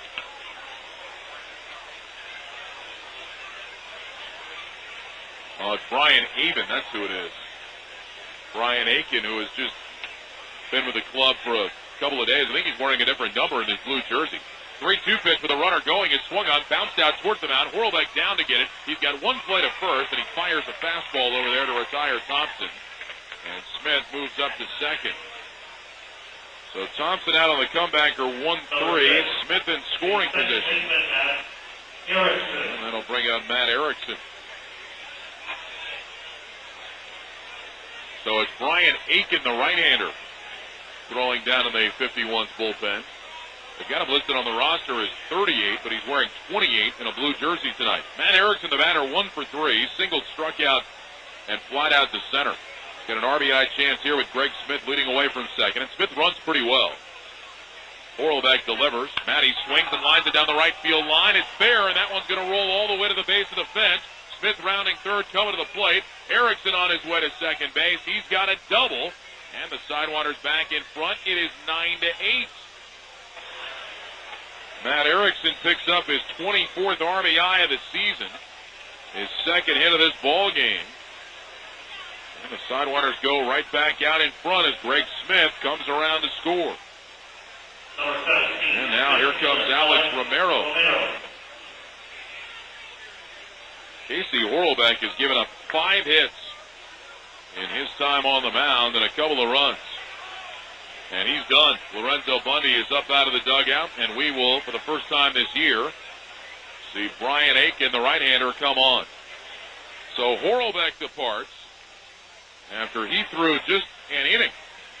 And Brian Aiken jogging in for the Vegas bullpen. Pitching change, breaking the action. Top of the 5th inning, 9-8 Tucson. We're back after this. KWFM Tucson. For Major League Printing, at minor league prices, there's one team that just can't be beat. It's InstiPrint at 3255 East Speedway. From business cards to booklets and manuals, from newsletters to notes and pads, brochures and flyers to binding and finishing, one color or full color. If it needs printing, you can count on InstiPrint to get the job done right and right on time. InstiPrint, 3255 East Speedway, just 2 blocks east of Country Club on the north side of Speedway. InstiPrint, Major League Printing and minor league prices. If you're looking for premium giveaways, then Saturday nights at Tucson Electric Park are for you. Every Saturday night, the Sidewinders will give away free souvenirs to the first 2,000 fans with a paid admission. This year's highlights include a series of collectible figurines featuring 2006 National League Cy Young Award winner Brandon Webb, Carlos Quentin, and Chris Young, as well as Diamondbacks and Sidewinders Hats Night. T-shirt giveaways, beach towels, kids backpacks, and more. Every Saturday home game is a free souvenir Saturday. So get your tickets by calling 434-1021 or by logging on to the team's official website at TucsonSidewinders.com. Sidewinders action now. And come back for the Cool Cafe weekdays at noon on Cool 1450. Right-hander Brian Aiken, the new pitcher for Las Vegas. He's appearing for the 3rd time in a 51's uniform. 0-1 with an ERA of 6. In 3 innings, he's allowed 3 hits, 2 runs, both earned, 4 walks, 5 strikeouts. And the league is hitting .250 against him. Aiken up from AA Jacksonville, where in 37 appearances he was 1-2 with a .437 earned run average. Casey Horlbeck throws all of an inning. He allows 5 hits. Tucson has 16 hits already tonight. So far he's given up 2 runs, but he, of course, is responsible for Erickson at second base. No walks, no strikeouts for Horlbeck. Here's Alex Romero. Alex 2 for 3 in the game. He has doubled, singled, and driven in a couple of runs. So he's now got 63 RBIs in the season. Erickson checking with Bill Plummer in the third base coach's box, making sure he's got the out total correct. He does. 1 down in the inning. And now Romero against Brian Aiken. A 9-8 Sidewinder lead here in the top of the 5th inning. Erickson leads away from second. And Aiken's first pitch to Romero is a fastball that misses down low. On the count, 1 ball and no strikes. It's amazing. You look up at the scoreboard, you see all these big numbers, and we still have so much baseball left here tonight. Here's Aiken's 1-0. Romero takes a strike, knee high on the outside corner, a sinking fastball at 91. And it's now 1 ball and 1 strike. Schultz has finished warming up in the bullpen. Doesn't take long to get loose here in Vegas. So Schultz just standing and watching right now. Erickson leading away from second, looking over his shoulder, and Wilson Valdez who's bluffing at him. And now Aikens, 1-1 pitch to Romero, swung on and popped up foul off to the left. And the count, 1 ball and 2 strikes.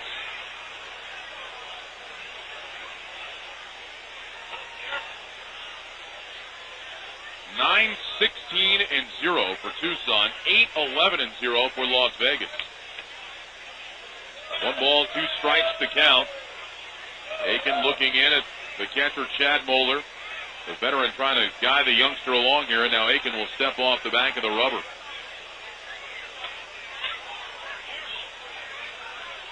One and two on Romero. Aiken a long look in at Moeller, now ready to go. And the 1-2 pitch, swinging a ground ball foul up the third base side. That was a hanging breaking ball. But Romero was out in front of it and softly rolled it foul past Bill Plummer in the third base coach's box.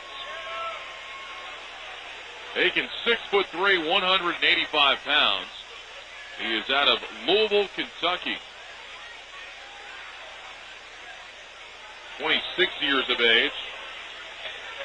He'll be 27 in October. Romero takes a breaking ball down to the dirt. Moeller can't find it. It bounces away from him. And Erickson will go to third on the wild pitch. That one was spiked down to the dirt. Moeller blocked it. It rolled about 5 feet off to his right, maybe a little bit further than that, but he had no clue where it was, and so Erickson took that opportunity to move to third base. So Erickson at third with 1 down. See if the 51s bring their infield in again. They've already had him in about 4 different times during this game, and indeed they will come up. So a few more holes open for Romero. A count of 2 balls and 2 strikes to the Sidewinder center fielder. Aiken ready to go to work as the infield creeps up, and now the pitch to Romero, and that swung on and missed, strike 3. That was a changeup or maybe a splitter. And so Brian Aiken gets the strikeout, 2 down in the inning. Number 24, Carlos. And now Aiken will tangle with Carlos Quentin. Quentin has struck out, doubled, and walked tonight. He scored a couple of runs, does not yet have an RBI, but this would be a perfect time for him to get in on the act with a base hit. Erickson down the line at third. Aiken working out of the stretch, looks over at him, and here comes his first pitch, and Quentin takes a breaking ball hanging high and outside for ball 1. Schultz now will throw a couple of more tosses down in the bullpen. Sidewinders with a run in here in the inning. As you get the feeling that 1-run innings aren't going to do it tonight. You need to keep hanging those crooked numbers. Here's the next one to Q, and that's waved at and missed. That was way low and outside, and the count now 1 ball and 1 strike. Outfield plays very deep against Quentin. 3 home runs in a Sidewinder uniform this year. 9-8 Tucson, top of the 5th inning. Aiken ready, they 1-1 to the plate. Down to the dirt, Moeller blocks this one, keeps it in front of him. It rolls back out in front of home plate, and so Erickson has no choice but to stay put. And the count 2 balls and 1 strike.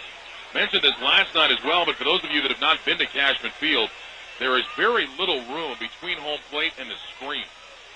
And so even if a pitch gets by the catcher, it's not a guarantee that the runner from third is going to come in and score. In fact, there's probably less of a chance of that happening here than anywhere else, because that ball can hit and ricochet right back towards home plate.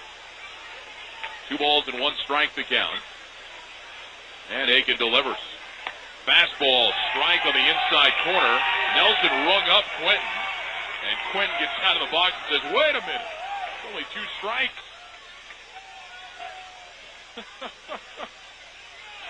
Nelson stepped out of the box and made the big strike 3, punched him out, and Quentin turned around and said, wait a second. Pointed up at the scoreboard. Nelson says something to Q as he jumps back in. 2-2 the count. And now Aiken's pitch. Down low with a breaking ball. 3 balls, 2 strikes. And now Nelson turns around, shows the fans behind home plate what the count is. They're probably giving it to him down there. He turns around, shows them the count. You know, something like that, you got to have a sense of humor. Here's the 3-2 pitch. Strike 3 called inside corner. And Quentin's not too pleased about that as he walks away. And that'll end the inning. Good job by Brian Aiken, who comes on and strikes out a pair. And keeps this at just a 1-run inning for Tucson. 1 run, 2 hits, no errors. man left on base. We go to the bottom of the 5th inning. We're finally halfway done tonight. Tucson has a 9-8 lead. Schultz is appearing for the 51st time.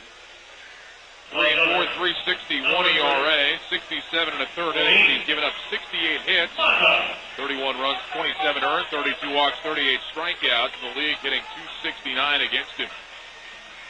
So Schultz comes on in relief of Daigle, who lasts just 4 innings tonight. Casey gave up 11 hits, 8 runs, all earned, 1 walk, and 5 strikeouts. So Mike Schultz facing Luis Mazza. And Schultz first pitch to the plate. Mazza takes the fastball up high, and the count 1 ball and no strikes. Daigle threw 80 pitches, 50 for strikes.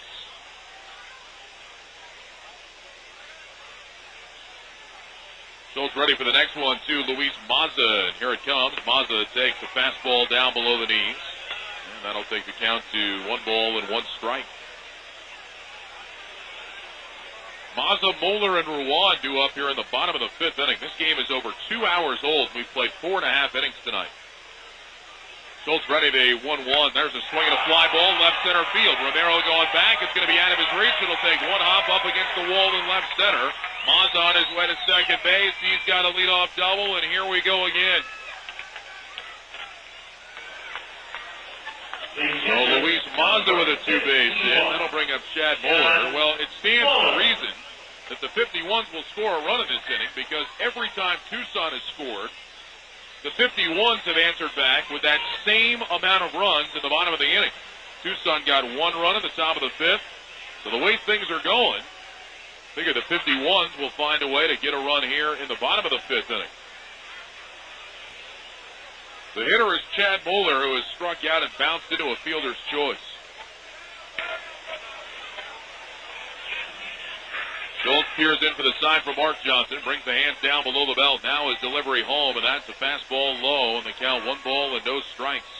Sacramento is leading Fresno 3-2, bottom of the 7th inning at Raley Field.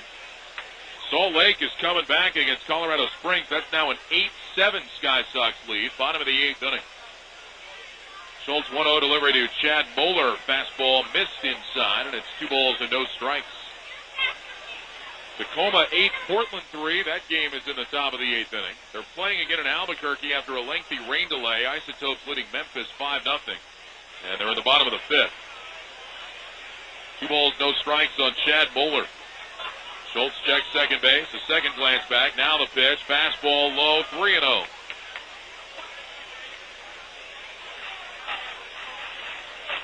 Wilkin Ruan is the on-deck hitter. 3 balls, no strikes here on Chad Moeller. Let's see if he has a green light. Schultz delivers. Fastball right down the middle. Moeller was taking, and the count is now 3-1. Radar gun here in the ballpark had that one at 95 from Schultz. He has hit that from time to time. How about Evan McClain last night? The gun here in the ballpark had him at 90. He hit 90 last night. His velocity has been up coming out of the bullpen. Now Schultz 3-1 delivery, low ball 4th. So that'll put runners at first and second with nobody out. And Wilkin Ruan will come up. Now, it would seem that maybe this would be a sacrifice situation for Ruan, but the pitcher is on deck, and Aiken is going to hit for himself. So I don't think you're going to see Ruan square around a bunt here. Lorenzo Bundy is going to turn him loose. Harrell moves over towards the bag at second base. Erickson, the second baseman, is about straight away at second. Couple of steps over towards the bag. Here's Schultz pitch. Slider swung on and missed. And the count 0-1. Good pitch by Mike Schultz as that one snapped down and away from Wilkin Ruan. Mazza opened the inning with a double. And then Moeller walked. 0-1 the count on Wilkin Ruan. Cantona straight away at third base. Schultz glances back at second. Now the delivery home. Low and inside with a fastball. And the count is 1 ball and 1 strike. Each team looking for somebody to step up pitching-wise. Each starter rocked tonight. And now the bullpen's trying to take over. 1-1 delivery. Slider, reach for it, popped up, back a second. Erickson out, reaches up to make the catch. Matty frozen for just a moment, but able to get back in time to catch that one as Ruan hit it off the very end of the bat. So one out. Now here is Brian Aiken to hit for himself. Talk about guys stepping up out of the bullpen. I don't know what will happen from here with Aiken, but he came on and shut the Sidewinders down in that fifth inning. He struck out Romero and Quentin. Caught Q looking on a fastball over the inside corner. Vegas pitchers tonight 1 for 2. Aiken is squared around the bunt. The fastball is down in the dirt, and Johnson got his glove on it, but it came up and hit him. And MJ doubles over for a moment, now walks out towards the mound. Jeff Nelson is escorting him out there. He'll hand Schultz a new baseball, and MJ is just going to walk out to buy himself some time. That came up and caught him good. Johnson gets all the way out there and just turns and walks back. I don't think there was one word said between he and Schultz. MJ flips the ball away in disgust over by the Vegas dugout. That hurts. Not quite sure where it caught him, but it hit him pretty good. So 1 ball and no strikes on Brian Aiken. Casey Horlbeck, a middle reliever, hit for himself in the 4th inning. And he had a base hit back of the middle of Stagel and came around to score a run. Aiken squares around. Here's the pitch, and it's bunted towards first, but foul. And the count is now 1 ball and 1 strike. That hit for Horlbeck was his first hit of the year. He's now 1 for 9. Aiken does not yet have a plate appearance. This is his first plate appearance for the 51.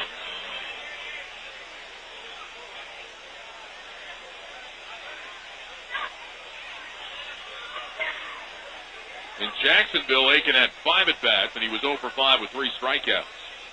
Here's the 1-1 to him. Takes the slider that missed outside, apparently, and it's now 2 balls and 1 strike. That looked like a pretty good slider from Schultz. Aiken pulled his bat back. And the ruling by Jeff Nelson was that it dipped off the plate. So 2-1 the count. Santona is up on the grass at third. Runner at second base is Mazza. He doubled to open the inning. Bowler is at first. Schultz 2-1 pitch to the plate is bunted right back to the mound. Schultz picks it up, but he's got only 1 play. It's to first. Erickson over there covering, so the sacrifice successful 1-4. Credit Mazza, who got a good break off second base. That kept Schultz from having any chance to throw to third and get him, even though the bunt was not a particularly good one. Number 12, Wilson Valdez. So 1-4 on the putout. And now here is Wilson Valdez, 2 for 3 with 2 singles and 2 runs scored. Schultz trying to put an end to this inning and keep the Sidewinders in front. Here's the pitch, and Valdez runs up the bunt, and the ball gets away from Johnson up on the screen. Mazza comes in to score, and it's 9-9.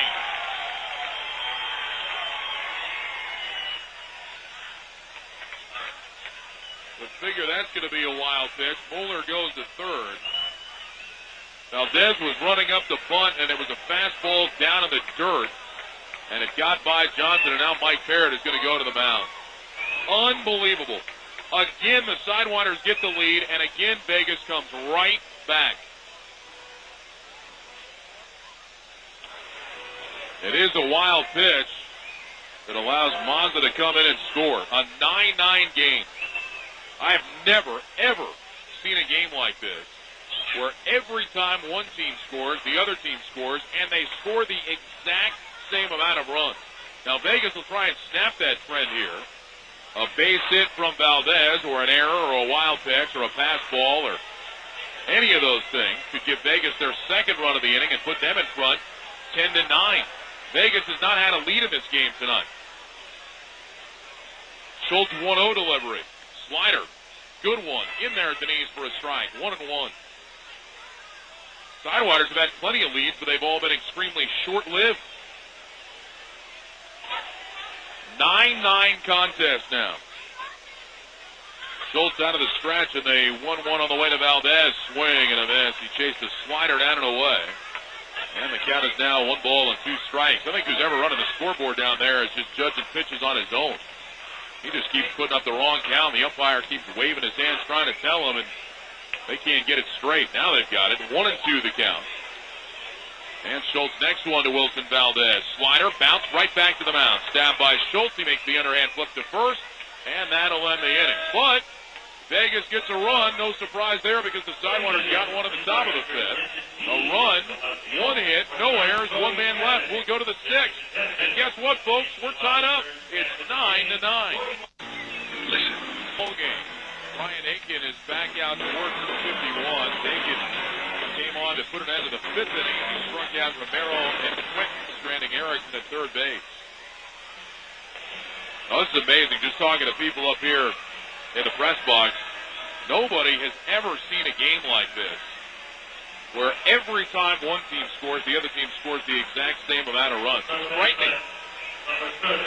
After the Sidewinders scored in the fifth inning, especially after they only got one, I mean, it's just like you knew Vegas would score a run somehow, some way. And they got it on a wild pitch.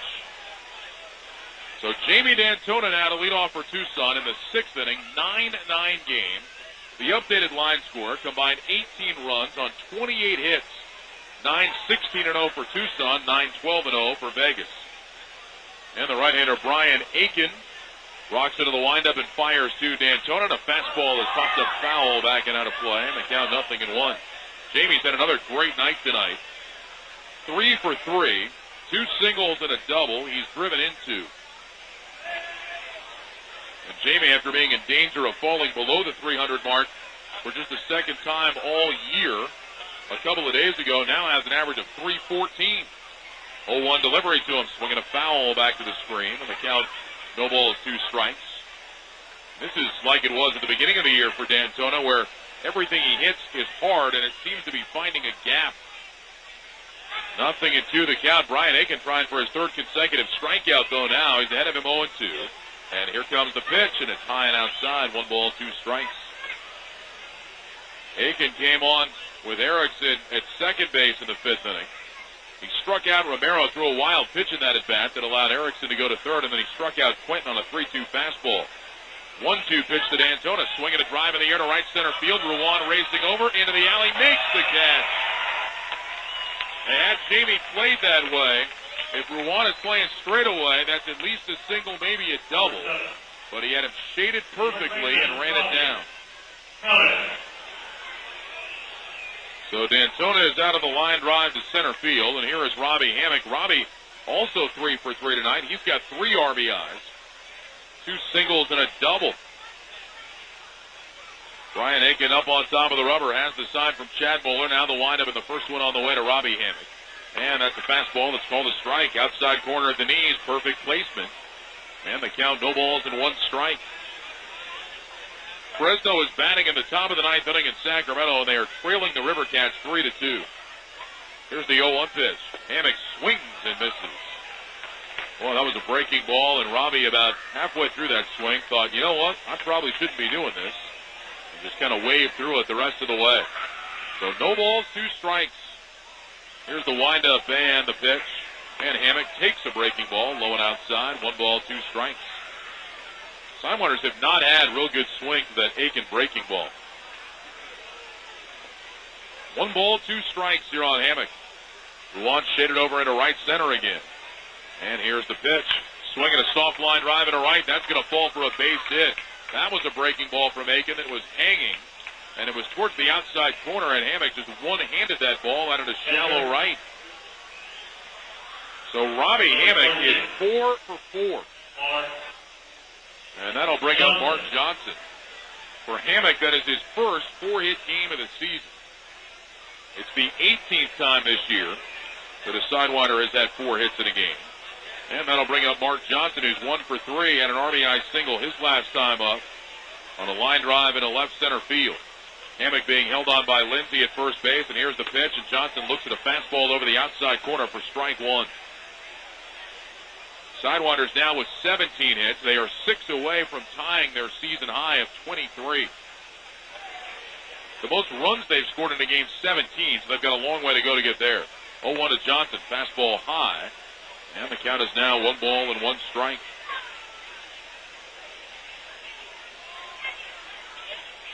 Hammock doesn't figure to be running at first base.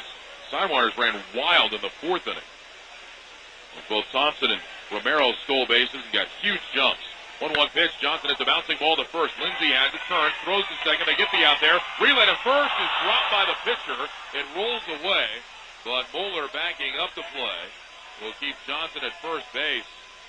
Aiken got over there. The throw was a little bit to the home plate side at first, but a ball he should have caught. And won't be an error. It'll just be a fielder's choice. Hammock is out at second base, 3-6. So 2 outs, and now here is Ronnie Merrill. Merrill has had a tough night. 2 strikeouts and a fly ball out to center field. He's 1 for 11 with the Sidewinders. So now Johnson at first base. Bill Murphy is coaching first right now for Tucson. Joel Youngblood taking an inning off down in the dugout. Here's the pitch to Merrill. Fastball high, 1 ball and no strikes. From time to time, Joel will go down there and set up a video camera to get video of hitters in games. Might be taking a look at Merrill right here. Schultz now is in the on-deck circle. 1-0 pitch. Fastball low, and it's now 2 balls, no strikes. Emiliano Fruto is up and throwing for Tucson. Seems very likely now that Fruto at some point in this game will be making his Sidewinder debut, maybe very quickly. 2 balls, no strikes on Merrill. Aiken delivers. Fastball, that missed outside, 3-0. These 2 guys probably faced each other at some point this year with Aiken in Jacksonville and Merrill in Mobile. 3 balls, no strikes the count. Johnson has his lead. We saw one Sidewinder swinging 3-0. Not Merrill. He takes a fastball for a strike, 3-1. Erickson swung away on 3-0 in the 4th inning and flat out to center. 3-0 swinging is not something that has worked out well for Tucson this year. Go back to that game at Salt Lake where D'Antona swung away 3-0 and popped up. 3-1 to Merrill. Strike on the outside corner with a fastball, 3-2.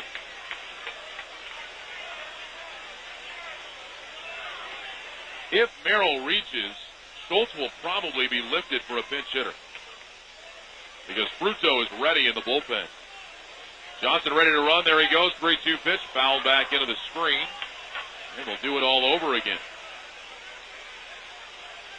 Emiliano Fruto coming over from the Nationals organization. We saw him last year in Tacoma. Big right-hander. And when I say big, I mean big. They list him at 6'3", 235. 3-2 pitch. Swinging a bouncing ball to second base. Who over to his right, down to a knee. Scoops it up, throws to first, and the inning is over. No runs, 1 hit, no errors. And 1 man left will go to the bottom of the 6th in a 9-9 game. Including Mike Schultz is now getting out to the mound to start his warm-up tosses. Schultz was in the on-deck circle, but more than him, it might be Martin Johnson who's taking a minute after he was over there at first base. On these hot nights here in Las Vegas, those catchers really take a beating. Back there with all that gear on, and then Johnson was running sprints in between first and second on the 3-2 pitches to Ronnie Merrill. So you can see why the catchers might want to take an extra second. Earlier this year, Ken Huckabee had to leave a game here because he almost passed out from dehydration. Huckabee said that it was kind of his own fault that he didn't load up with enough water prior to the ball game, that it can really sap you here in Las Vegas, where at just past 9:30, it is still up around 100 degrees. So Schultz has completed his warm-up tosses now, and he'll face Chin Lung Hu, Delwyn Young, and John Lindsay. Now, all night long, the teams have mirrored each other scoring-wise. Tucson did not score in the top of the 6th inning. Just the second time tonight, they have not scored at least 1 run in an inning. So will the trend continue here? Can Schultz hang a 0? Chin Lung Hu, 2 for 3 tonight. He has been a thorn in Tucson's side the first 2 games in this series. Schultz' first pitch to him is a slider that is swung on and missed. And the count is 0-1. That pitch bounced in front of home plate and went all the way back to the screen, and Hu swung at it. So in his last 2 at-bats, the slider has given him problems. Daigle struck him out in the 4th inning with sliders. 0-1 the count. Johnson sets the target down the middle, and here comes Schultz's pitch. It's a slider, swung on and missed. That one bounced, and the count, no balls, 2 strikes. So maybe we are starting to see a weakness in the game of Chin Lung Hu. A couple of reporters that are here from Taiwan down with their cameras trained on Hu, documenting his at-bat here. Schultz, 0-2 pitch. Bounced that slider and went all the way back to the screen. Who laid off? 1 ball and 2 strikes. Those guys were down in the dugout before the game, visiting with both Who and Dodgers GM Ned Colletti. Up in the press box for a little while before the game. Extremely polite guys. Now the 1-2 pitch. Slider swung on and missed. Strike 3, or did he get a piece of it? Nope, he missed it. Johnson couldn't hold on. It's a strikeout. And Who goes down for the second time tonight. And Schultz gets his first strikeout. 1 away here in the bottom of the 6th inning. And now we'll get a look at Delwin Young. Daigle did a good job against Young. His first 2 ABs got him to ground into a double play and struck him out. But in the 4th inning, Young laced a 2-run double to the gap in right center field. Switch hitter batting left-handed, wears number 49. Schultz kicks, delivers. Young takes high and outside, and the count 1 ball and no strikes. And now as Chin Lung Hu goes back to the bench, that cameraman is a little less interested in what's going on the field. Not quite sure where they're from. I just know it's somewhere in Taiwan. 1-0 pitch. Young takes a fastball high. 2 balls, no strikes. I wouldn't think it's a newspaper with all the video work that they're doing. They're going to be here, I think, tomorrow night as well. 2 balls, no strikes to count. Schultz delivers, and Delwin Young takes inside. 3 balls, no strikes. Just imagine what it's like when a guy like Ichiro is around and there's 17 or 20 cameras that are trained on his every move. Here tonight, there's just 1. 3-0 delivery to Delwin Young. Fastball missed outside, ball for a 4-pitch walk. So Young to first base. The first baseman. And that'll bring up John Lindsay. John Lindsay. Lindsay, an RBI base hit back in the 1st inning. He doubled in a run in the 3rd, and then in the 4th inning, he launched the ball that has not landed yet over the wall and left. I mean, it was a bomb. So he's a triple shy of the cycle. He's got 4 RBIs in the game. And Schultz' first pitch to him is a slider that misses low, and the count 1 ball and no strikes. John Lindsay last night drove in 4 runs with a grand slam in the 2nd inning, so he's got 8 RBIs in the series. 1 ball, no strikes to count. Young leading away from the bag at first. Schultz set. And now the pitch. Fastball, ground ball, left field, base hit. John Lindsay is 4 for 4. Young to second base, he'll stop there. And now here is Marshall McDougal. The first baseman, number 9. McDougal tonight launched a 2-run home run in the 1st inning. He then walked in the 3rd and flied out to center in the 4th inning. It's a 9-9 game here in the bottom of the 6th inning. Young the runner at second base and Lindsay over at first. The only game that was still going in the majors has just finished. Toronto beats the Angels 5-4. Schultz delivers to McDougal. Low and inside, 1 ball and no strikes.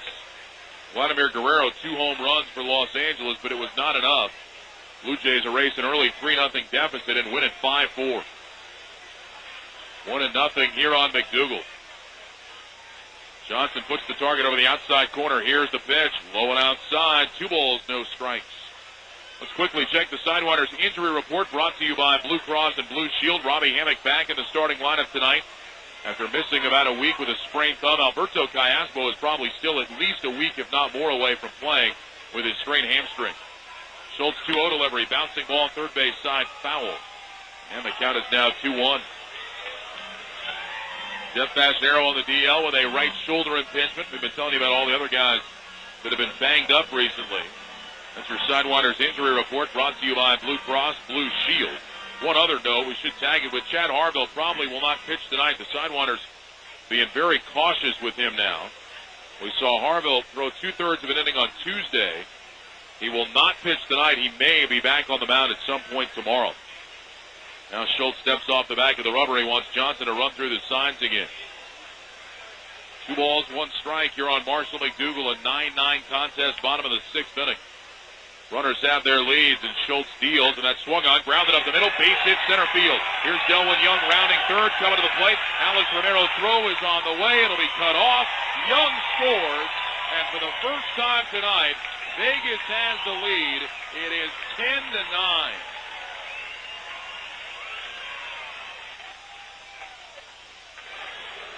So that'll end the mirrors on the scoreboard as Vegas gets a run in the bottom of the sixth inning after Tucson was held off in the top of the sixth inning. And Marshall McDougal with a single right back up the middle makes it 10-9 Las Vegas. And here is Luis Mazza. Mazza doubled his last time. Schultz delivers to him. Fastball for a strike over the outside corner, 0-1.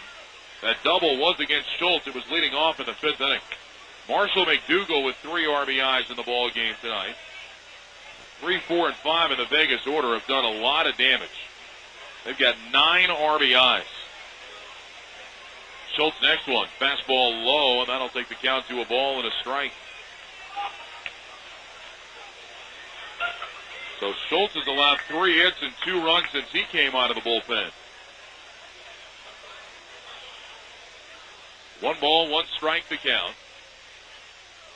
And Schultz next pitch. Slider bounces in the dirt, gets away from Johnson, and the runners are going to move up. Lindsey to third and McDougal to second. We'll see what that one is ruled. That's probably going to be another wild pitch. And it will be, so Lindsey at third base and McDougal at second. And now the 51s have a chance to get some breathing room for the first time tonight. Tucson's got to bring their infield in. Bruto's going to get back up to throw again. Mazza choked up on the bat, slightly crouched in the right-handed batter's box. And Schultz delivers to him. Slider drops in for a strike, and the count is now 2-2. Everybody up on the cut of the grass for Tucson on the infield. In the outfield, they're straight away and deep. 2-2 on Luis Mazza, who's got 28 RBIs in the season. Schultz looking for the strikeout. Here's the pitch. Slider popped in the air. Shallow right center. Romero racing in. Calling. Makes the catch. Lindsey tags, bluffs, and does not come to the plate. The throw-in is cut off by Hammock. And there's 2 outs now, and the runners hold at second and third. So Luis Mazza unable to deliver. And they'll bring up Chad Moeller. And this is a critical at-bat. Sidewinders all night long have been getting leads and losing them. Now they've fallen behind for the first time tonight, but it's only a run. What the Sidewinders do not want is a crooked number put up there now as Moeller stands in. He's 0 for 2 in the ballgame with a strikeout. Here's Schultz' first pitch. Slider missed a little bit high, and the count 1 ball and no strikes. This has just been a tough night for the Sidewinder pitching staff. 1 ball, no strikes to count on Chad Moeller. Schultz has the sign from Johnson. Here's the delivery to the plate. Swing and a miss. Fastball that came up and in, and Moeller couldn't check up in time, and the count is now 1 ball and 1 strike.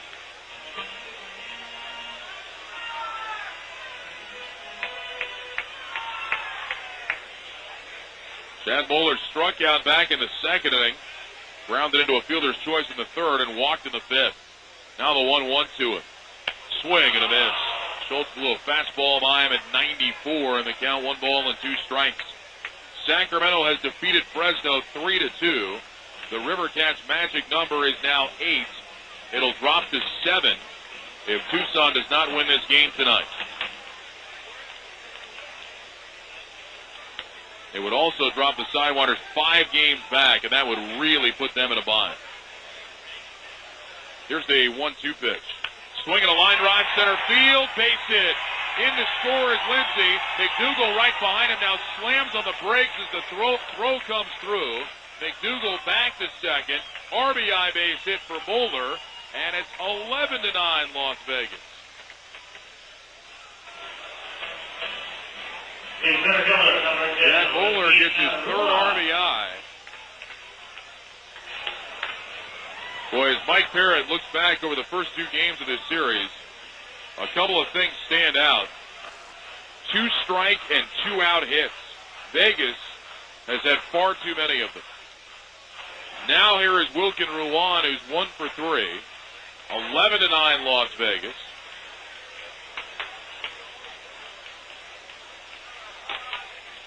And Schultz pitch. Swing and a miss. Slider down to the dirt and the count. No balls and 1 strike. We are rapidly approaching the 3-hour mark in this game. We said a little while ago that both teams are looking for somebody to step up out of their bullpen. Well, for Vegas, Brian Aiken so far has been that guy. Tucson is still looking for somebody. Here's Schultz, 0-1 pitch to Wilkin Ruan. Fastball, missed a little bit low, 1 ball and 1 strike. Just been one of those nights dominated by offense all the way around. 1 ball, 1 strike. Aiken is out in the on-deck circle with a bat in his hand. Schultz, 1-1 pitch. Swinging a foul back at the plate. And the count is now 1-2. If Ruan reaches, I don't know that Lorenzo Bundy would want to pitch hit for Aiken. I mean, he's thrown an inning and 2/3 and hasn't given up a run. That's more than anybody else who's pitched in this game tonight can say on either side. 1 ball, 2 strikes. And the pitch just missed the outside corner. A hard fastball. And that'll even it up, 2 balls and 2 strikes. Salt Lake rallied and defeated Colorado Springs 9-8. It's the second night in a row that the Bees have come back to win. Their magic number is now 8. So they have put themselves in a very strong position. 2-2 the count. And Schultz pitch. Slider in the dirt, bounces away. Johnson, though, picks it up. That'll hold McDougal at third.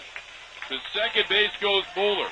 It was a slider that went back to the backstop, but it hit the backstop and came right back to Johnson. And wisely, McDougal stayed put at third, but Moeller goes to second. Another wild pitch.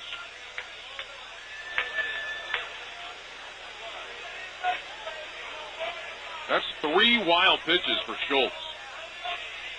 Now the 3-2 on the way. Slider rolled on the left side. D'Antona over, scoops it up, throws to first. It's wide, and Hammock did keep his foot on the bag. Ruan is out. The crowd here doesn't like it. Boy, Hammock stretched it out. I don't know. Tucson may have just caught a gigantic break. The throw was wide, and Hammock stretching out was able to keep his foot on the bag, and the inning is over. 2 runs in the frame for Vegas. They do it on 3 hits, no errors. They leave 2. We'll go to the 7th. It's now 11-9, 51. Mike Schultz worked 2 innings in the ball game tonight. And Schultz allowed 4 hits, 3 runs, all earned. Walked 1 and struck out 1. Actually walked 2. I apologize. Struck out 1. So Dana Evelyn to pinch hit against Brian Aiken, who's thrown an inning and 2/3 of pretty good baseball here tonight. He's easily been the best pitcher on either side. And so Evelyn in there from the left side. Aiken rocks into the windup. Here's his first one on the way, and Evelyn takes a fastball over the outside corner for a called strike, and the count is 0-1. Smith pinch hit leading off in the 5th inning, and he singled. The 9th spot in the order tonight for Tucson is 2 for 3. Aiken winds and fires, and Evelyn takes down low, and the count is now 1 ball and 1 strike. Sidewinders trailing for the first time tonight. 1 ball, 1 strike the count. And Aiken's next one. Evelyn swings, ground ball down the left field line, base hit, and that's going to roll towards the corner. Evelyn around first base. He's going to head for second. Ball is picked up out there by Mazza, and Dana Evelyn has a leadoff double. This game cannot get any stranger. I don't care if a spaceship landed in center field right now. This game could not get any stranger. Number 25, Rich Thompson. So Evelyn, who's going to start tomorrow, getting some swings in here tonight, and he doubles down the left field line. And that'll bring up Rich Thompson. Thompson is 2 for 4 tonight. Couple of singles, 1 in the 2nd, 1 in the 4th. Evelyn leading away from the second base bag. And here's the delivery. Thompson runs up to bunt, drops it on the first base side. Aiken bobbles it, can't pick it up, and Thompson's going to have himself a bunt single. He dragged it with him on the right side. Aiken stretched out, got his glove on it, but it hit off his glove, and then when he went to go pick it up, he stumbled. And Thompson gets himself a bunt base hit as Evelyn goes to third. That's the 19th hit of the game for Tucson.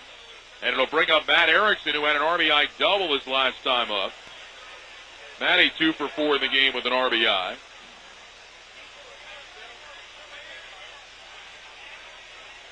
And the Sidewinders have the tying runs on base here. Now Moeller out in front of the plate, offers up some signs. Thompson stole a bag back in the 4th inning. See if he has any designs on doing it again. Vegas will get their bullpen working. Aiken out of the stretch, a high set. Here's the pitch. Erickson takes, low and outside. 1 ball and no strikes. Aiken came on in the 5th inning with Erickson at second and 1 out. He struck out Romero and Quinn. In the 6th inning, he gave up a 1-out single to Hammock, but then retired the next 2. 1-0 pitch. Erickson takes a strike on the outside corner, and the count is now 1-1. In this inning, Evelyn led off with a double, bounced one down the left field line. And then Rich Thompson, a bunt base hit. Chris Fussell is the man warming up for Las Vegas. 1 ball, 1 strike to count. Thompson leading away from first. Aiken set. Thompson dancing away from the bag. The pitch, fastball inside, 2-1. Thompson took about 2 steps towards second base and then stopped. Good thing, too, if Aiken had stepped off, they would have Thompson in no man's land. And this is no time for a, try and steal second base, get hung up in a rundown type thing. Number 1, you're down by 2, and also you've got Evelyn to third base. And that's certainly not what Thompson was trying to do. Here's a step to third, look to first, nothing going on. Thompson just backpedals back toward the bag. Sidewinders tonight have had leads of 3-0, 4-3, 8-4, and 9-8. And they have lost all of them. Now Vegas leading 11-9. Thompson again dancing away from first. They throw over there, and he just gets back. Boy, Thompson is living dangerously. And now Joel Youngblood saying something to him. That's the second time that while Aiken was still in a set position, Thompson has taken a couple of steps towards second base, and that time they almost had him. Now the 2-1 pitch. Erickson takes up high, 3-1. Well, now will Thompson take off. 3-1, a good count to run on. Thompson's got 12 stolen bases this year. He's only been caught twice. Evelyn, the runner at third base, walking down the line. Taking the high set. And the pitch. Swinging a pop-up foul down the left field line. Thompson was moving his feet around over there again, but did not run. So 3 balls, 2 strikes on Matt Erickson.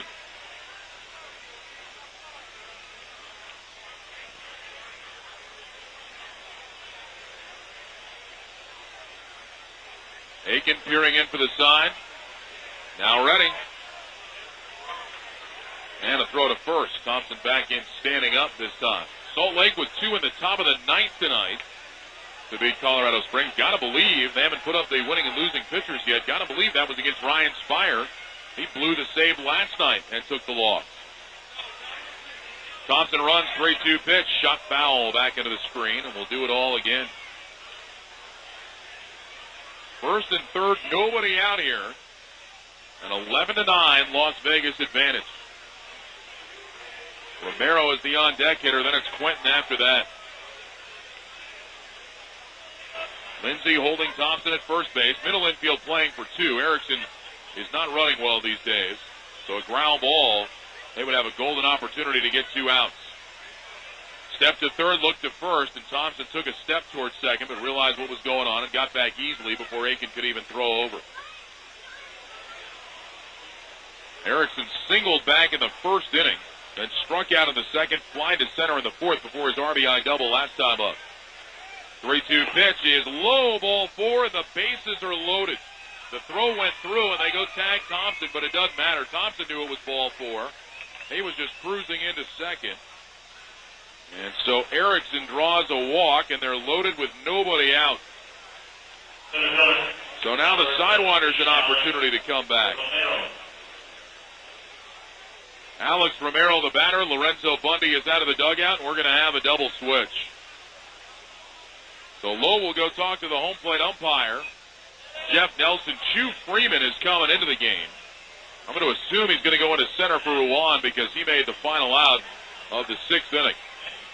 So Lowe will talk things over with Nelson. The call has gone to the bullpen for Fussell, and Brian Aiken is done. Pitching change, breaking the action. Top of the 7th inning, 11-9 Las Vegas. And we're back to Cashman Field right after this. KWFM Tucson. 9 Las Vegas. Alex Romero is the scheduled hitter. And so Romero will stride to home plate.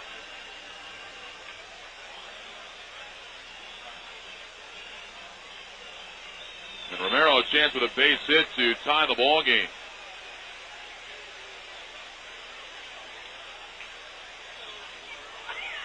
So Fussell back behind the mound has completed his warm-up tosses. Now just waiting for Romero to get up there. And Alex is in the batter's box now. Fussell up on top of the rubber. Leans in for the sign from Chad Moeller. And he steps off the rubber momentarily. Now gets his foothold. And he's ready to work out of the stretch. Here's the pitch to Alex Romero. Swinging a foul back to the screen. Alex had a big cut at it. And the count, no balls and 1 strike. Romero, this year with the bases loaded, is hitting just 167. He is 2 for 12. So this has not been a situation in which he has excelled. Alex 2 for 4 tonight. He's driven in a couple of runs. Evelyn is the runner at third. He opened with a double, pinch hitting.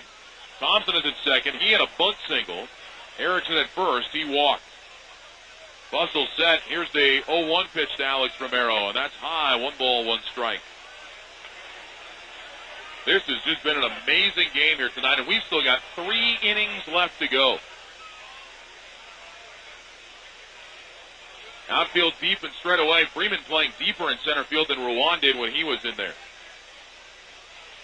1 ball, 1 strike to count. Here's the set from Fussell. The delivery to Romero. Swinging a ground ball foul down the first base side. Alex chased a pitch that was about to bounce. It was a slider. And Romero went way down and just got a piece of it. So the count, 1 ball and 2 strikes. Carlos Quentin is looming in the on-deck circle. Sidewinders, at the very least here, would like to see a fly ball from Alex Romero. Romero with 3 sacrifice flies this year. He has grounded into his share of double plays, 18. 1 and 2. The pitch. Swinging a tap off the plate. Softly hit left side. Third baseman McDougal bare hand throws. Not in time. Evelyn is in to score. And it's now an 11-10 game. A slow chopper on the left side of the infield. McDougal barehanded it. And falling down through to first. And Romero went in diving. And beat it. He's got another 3-hit game, the 18th time this year that he has had a 3-hit game. He's got his 3rd RBI of the night. 64 on the season. The Sidewinders are within a run now at 11-10. And here is Carlos Quentin.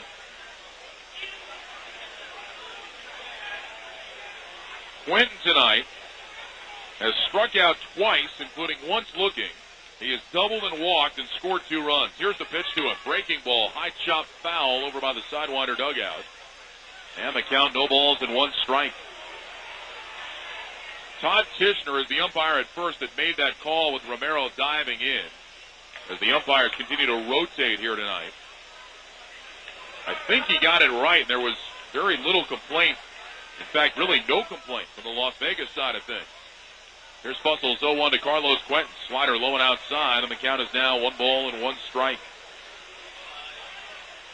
So the Sidewinders a chance now to tie this game. A great chance to get ahead. That base hit for Romero, the 20th hit of the night for Tucson. And the run was charged to Aiken. Here's Fussell's 1-1. Breaking ball up and in, and the count 2 balls and 1 strike. So the Sidewinders 3 hits away now from tying their season high. At this point, it almost seems like a given that not only will they tie and surpass that they may just go racing by it. 2 balls, 1 strike to count. Fussell ready. Here's the delivery home. Breaking ball up and in, and it hit Quentin. It got him on the forearm, and that is going to tie the game. Thompson trots in to score, and it's 11-11. I'll tell you this, Quentin didn't do much to get out of the way of that one. But that only matters if the umpire calls it, and he didn't. And Quentin picks up the RBI in a very Carlos Quentin-esque fashion. His 22nd, and we're tied at 11 now, and the bases are still loaded. And the batter is Jamie D'Antona, who has excelled in bases-loaded situations this year. Bustle out of the stretch, the pitch. Up and in, and it hit him. It got him right on the arm. And now Tucson has taken the lead. It is 12-11, but D'Antona is down on a knee out in front of home plate. That may have caught him right on the forearm or wrist. Now, Greg Barber, I think, is up in the clubhouse with one of the Sidewinder pitchers, so the Vegas trainer, Greg Harrell, will help out. And the trainers in the PCL do a great job of this, of helping each other out. Not like the big leagues where you have an assistant that could come out there. So Greg Harrell goes out to look at D'Antona, who picks up his third RBI of the night. And Jamie up on his feet now will walk to first base. Back-to-back hit batsmen. We just saw that the other night when Choate hit a couple of guys, forced in one run, but Fussell has hit two in a row and forced in two. So all three of the inherited runners have scored. And Tucson is back in front, 12-11 now. And here is Hammock. And Robbie is 4 for 4 tonight with 3 RBIs.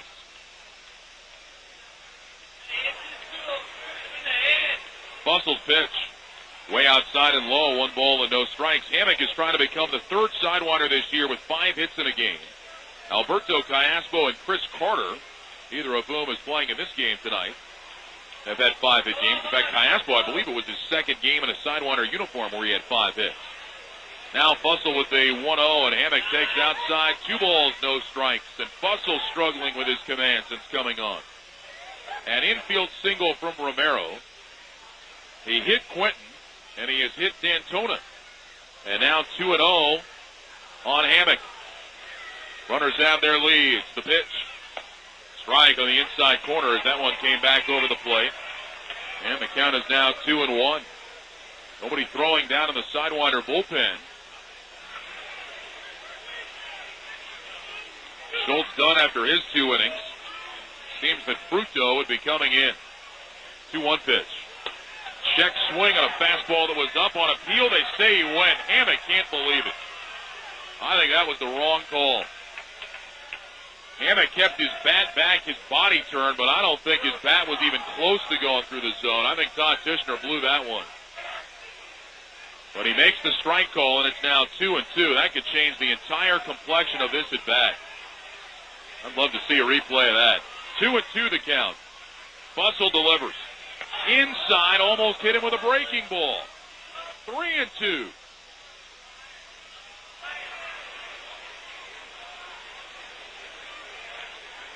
Three runs in the inning for Tucson. Fussell has the sign. And now his payoff pitch to the plate is swung on it, drilled into right center field. That is down for a base hit. In the score is Romero. Quentin rounding third base. He's coming to the plate. D'Antona stops at third. It's a 2-run double for Hammock. And the Sidewinders now have a 14-11 lead. Hammock is 5 for 5 in the ball game. What a night for Hammock. A line drive to the gap in right center. And the Sidewinders back up by 3. And now here is Mark Johnson, and there is still nobody out in the inning. And Hammock has driven in 5. Johnson 1 for 4. He had an RBI single back in the 4th inning. Fussell's first pitch to MJ is a fastball outside. 1 ball and no strikes. What a night for Robbie Hammock. His first start in over a week. And he has 5 hits and 5 RBIs. Second and third, nobody out.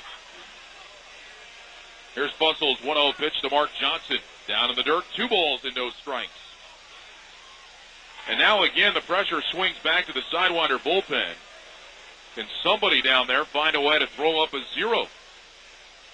Sidewinders with a 3-run lead. They've got to get these runs in and really get themselves a nice big cushion. Johnson waiting on the 2-0 from Chris Fussell, and here it is, and that is a strike on the inside corner, a fastball. And the count is now 2-1.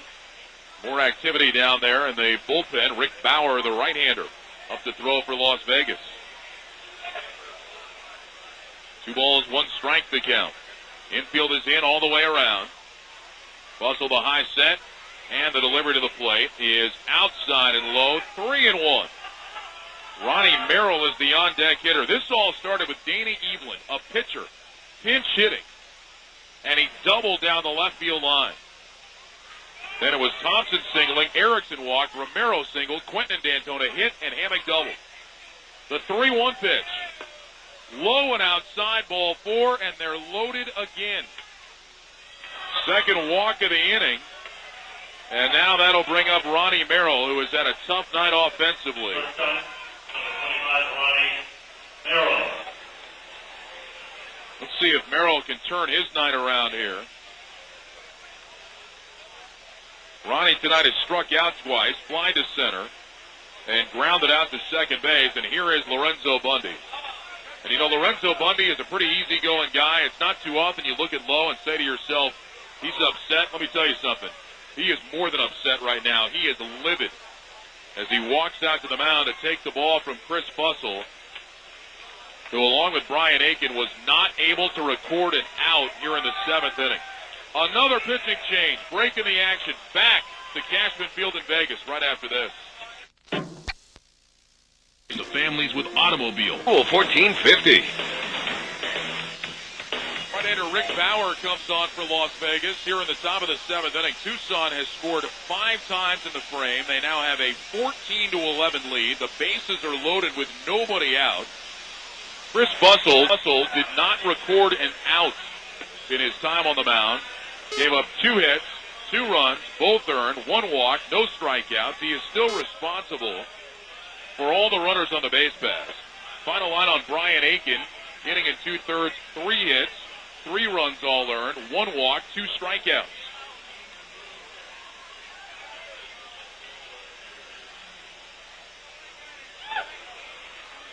So here comes Ronnie Merrill with the bases loaded, still nobody out in the inning. Merrill 0 for 4 tonight, 1 for 12 in his time here with the Sidewinders. Rick Bauer, the right-hander, kicks and delivers, and Merrill takes low and inside, 1 ball and no strikes. Merrill is the 9th man to bat in the inning. This game has been absolutely unreal. Now the 1-0 pitch. Merrill takes low and inside, 2 balls and no strikes. In some ways, this game is almost more unreal than the game last year in which Tucson scored 28 runs. That was just a day where Tucson was on fire. They were hitting everything. Tonight, both teams have been hitting everything and going back and forth. Here's the 2-0 delivery. Merrill swings, and it's a drive in a deep right center. Way back to the wall, and it is off the top of the fence. D'Antona is in. Hammock is in. Johnson stopping at third. Merrill missed a slam just barely. It's a 2-run double, and now a 16-11 Tucson lead. Boy, the way the ball has been flying out of the yard, I thought we were going to see another slam. That one at the very top of the fence in right center. Merrill gets his first 2 RBIs in a Sidewinder uniform. Number 23, Jared Ball. And now here is Jarrett Ball, who is pinch hitting for the pinch hitter Evelyn. Dana did his job with a double down the left field line. Infield will come in again. Ball batting left-handed. Here's the pitch, and Jarrett takes a fastball high and outside. 1 ball and no strikes. So the Sidewinders now have given themselves a cushion, 16-11.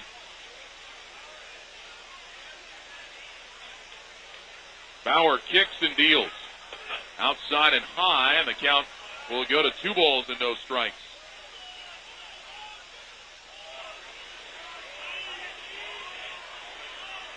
Ball is the 10th man to come to the plate in this inning, and still there is nobody out.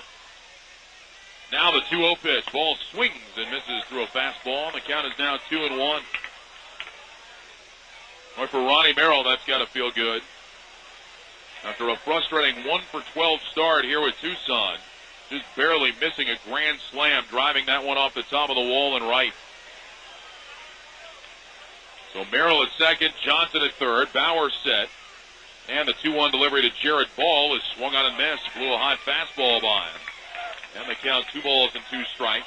Can only imagine when the first out is recorded in this inning, the fans here will probably go nuts. It's a 7-run 7th inning for Tucson. Most runs the Sidewinders have scored in an inning this year is 9, and you have to go back to April 9th to find that one against Salt Lake. Here's the 2-2 pitch. Swinging a fly ball foul down the left field line. That one kind of in on the hands of Ball, just fought it off. And the count holds at 2-2. Thompson is on deck. He had a beautiful bunt single earlier in this inning.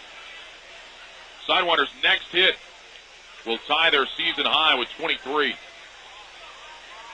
And they are 1 run away from tying their season high in runs.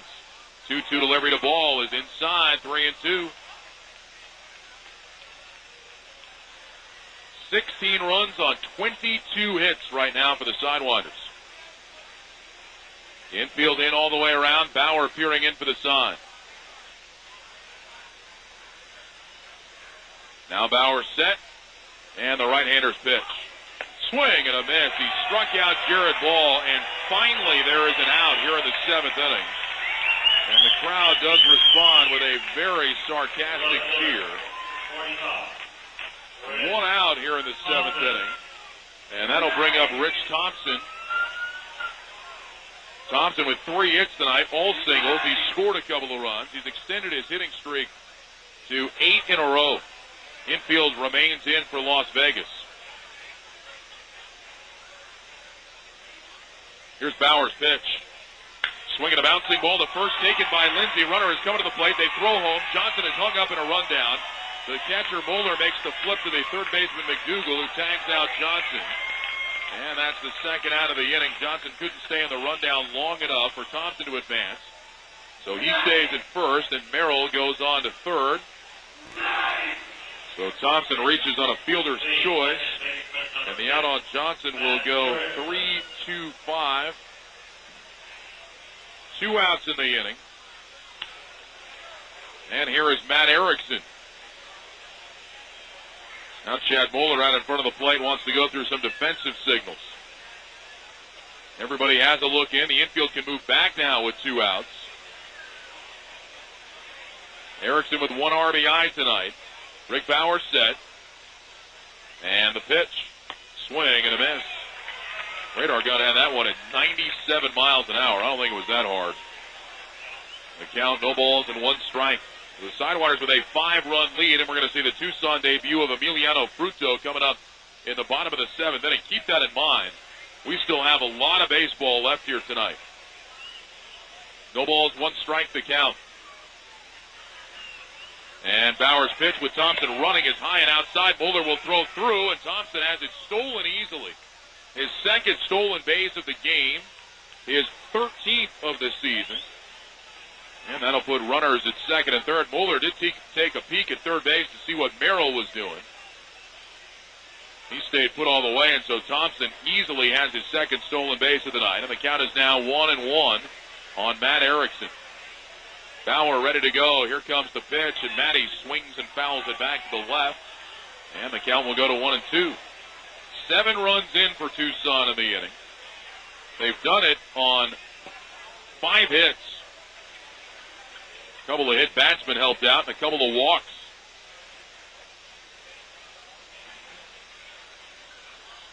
Here's Bauer's 1-2 pitch. Inside and low, Erickson goes jumping over the top of that one. And the count now 2 balls and 2 strikes.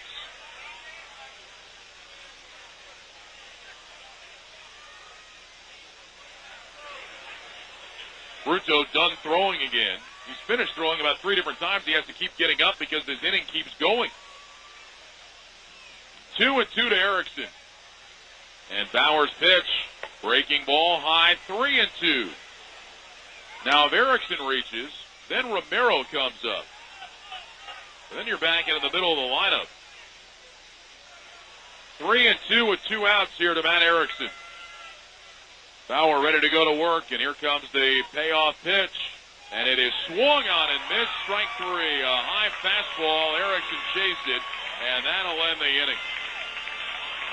Sidewinders in the frame score 7 runs. They do it on 5 hits. No errors. They will lead 2. Time to stretch them out here at Cashman Field in Las Vegas. Tucson 16. Las Vegas 11. Emiliano Fruto is on to make his Sidewinders debut. Fruto, the big right-hander, is set. And his delivery to Freeman is a fastball for a strike on the inside corner, 0-1. Fruto has a fastball, a slider, and he also has a splitter. Through a bullpen session yesterday under the eye of Mike Parrott. Here's the pitch. That's a slider that drops in for a called strike, and the count is 0-2 on Freeman, who came on defensively in that top of the 7th inning. I wish I had a clock on that top of the 7th. Tucson scoring 7 times on 5 hits. Here's Fruto's 0-2 pitch to Chu Freeman. Swing and a miss, strike 3. He got him on a nasty splitter. So Freeman strikes out. And Emiliano Fruto's Sidewinder career is off on the right foot. With 1 down, back to the top of the lineup for Wilson Valdez. We saw Fruto last year pitching in Tacoma. Mentioned he is a very big individual. They list him officially at 6'3", 235. Fruto's pitch to Valdez is just outside on the count, 1 ball and no strikes. I buy the 6'3", the 235. I'm not so sure about. Here's Fruto's next one, the 1-0, swung on and lifted foul off to the right. And the count, 1 ball and 1 strike. Fruto was in the Nationals chain this year and pitching in the minor leagues. Here's the 1-1 pitch. Inside, 2 balls and 1 strike. Fruto was acquired in the Jose Vidro deal in the offseason. And they tried to make him a starter. The Nationals, so thin on starting pitching, they tried to convert this career reliever into a starter. 2-1 pitch. Fastball strike on the inside corner. That one was moving. And the count is now 2 balls and 2 strikes. So Fruto with Columbus this year, pitching mainly out of the rotation. Had 2 relief appearances. Things didn't go real well for him. Here's the 2-2 delivery. Swinging a line drive foul down the right field line out of play.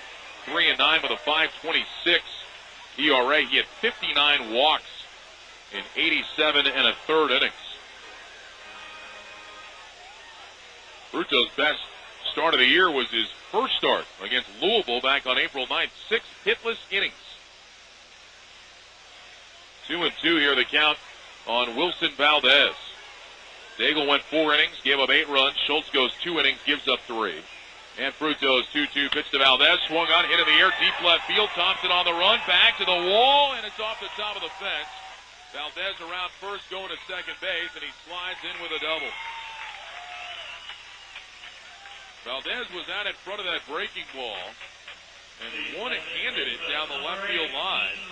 And it looked for a minute like it was going to get out of the ballpark, but it hit off the very top of the fence, stayed in. And a double for Wilson Valdez, his 3rd hit of the night.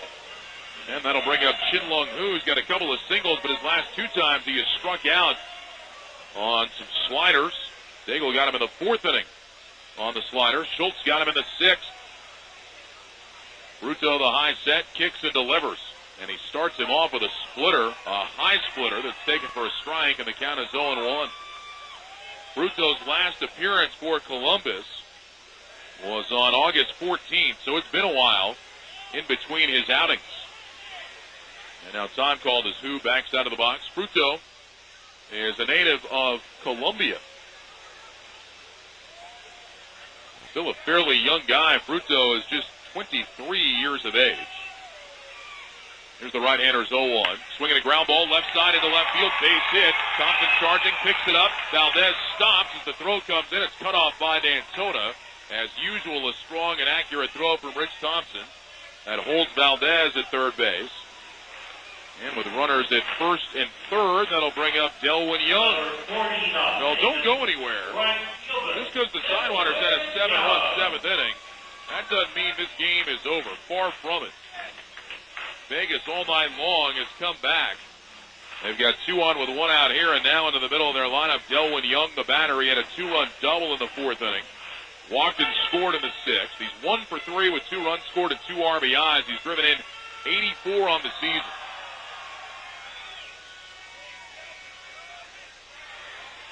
Fruto out of the stretch. And the right-hander's pitch.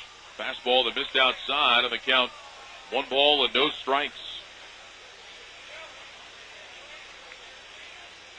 Well, this game started about 3.5 hours ago, and who knew what was to come? 1-0 pitch. Young takes inside, and the count is now 2 balls and no strikes. Vegas with 17 hits in the ball game now. Dangerous pitch here, 2-0 to Delwyn Young. Swinging a soft line drive and a right base hit. Trotting into score is Valdez, who will stop at second. And it's now a 16-12 ball game. So Delwyn Young with his 3rd RBI of the night. And that'll bring up John Lindsay. Number 54, John Lindsay. So after Fruto struck out Freeman, he's allowed 3 consecutive hits. And here is John Lindsay, who is 4 for 4 tonight. Lindsay has singled twice, doubled, and homered. He has driven in 4 runs. He scored 3. Fruto's first pitch to him. Strike on the outside corner with a slider, and the count is 0-1.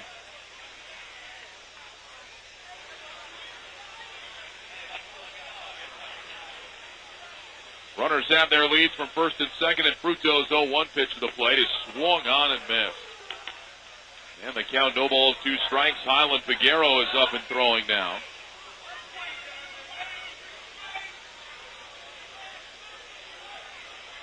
Fruto looking back in for the sign. Lindsay touches up home plate. Power matchup here. Fruto ready. Here comes the 0-2 delivery home. Swing and a miss. Nasty slider, and the count, no balls, 2 strikes. Oh, that's strike 3. I apologize. Sorry about that.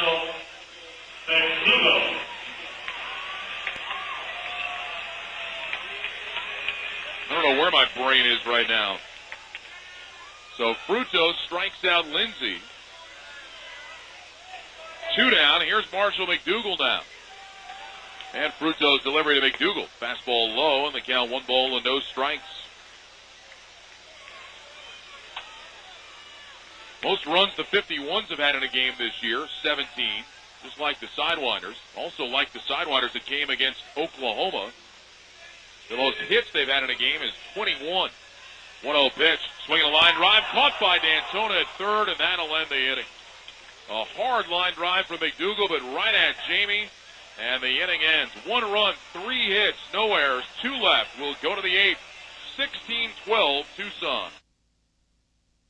Near the Sam Levitt's Ballpark patio for your chance to register for the Arizona Honda Hit for the Cycle contest. If any Sidewinders player hits a single, double, triple, and home run over the fence during a home game, both the player and 1 lucky fan will walk away with an ATV, courtesy of Arizona Honda. Alex Romero leads off for the Sidewinders here in the 8th inning. And the first pitch to him from the new hurler, right-hander Dwayne Pollock, is a strike on the outside corner. And the count is 0-1. So Dwayne Pollock becomes the 6th Vegas pitcher of the night. The right-hander ready, the 0-1. Romero hits it in the air to left center. Excuse me, that's going to drop in for a hit. And so Alex Romero with a 4-hit ball game. And so Romero, for the 4th time this year, has 4 hits in a contest. And he's aboard to open the 8th inning. And that'll bring up Carlos Quentin.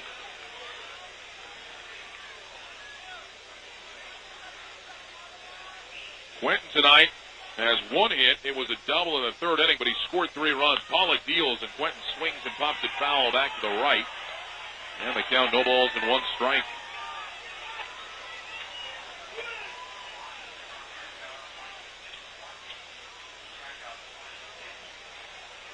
Rick Bauer, 1 inning pitched, 1 hit, 1 strikeout, no walks, no runs. Here's Pollock's 0-1 delivery to Quentin, and that's swung on and missed. Fastball over the inside corner. And the count is no balls and 2 strikes on Quentin. THU walked and scored in the 4th inning. He was hit by a pitch with the bases loaded in the 7th inning. That tied the game at 11. Now Pollock's 0-2. Breaking ball missed outside. 1 ball and 2 strikes. Figueroa has stopped throwing in the Sidewinder bullpen. We'll see if Fruto goes back out for another inning of work. Allowed 3 hits in a run in that 7th inning. McDougal just smoked a line drive for the final out of the inning, right at D'Antona.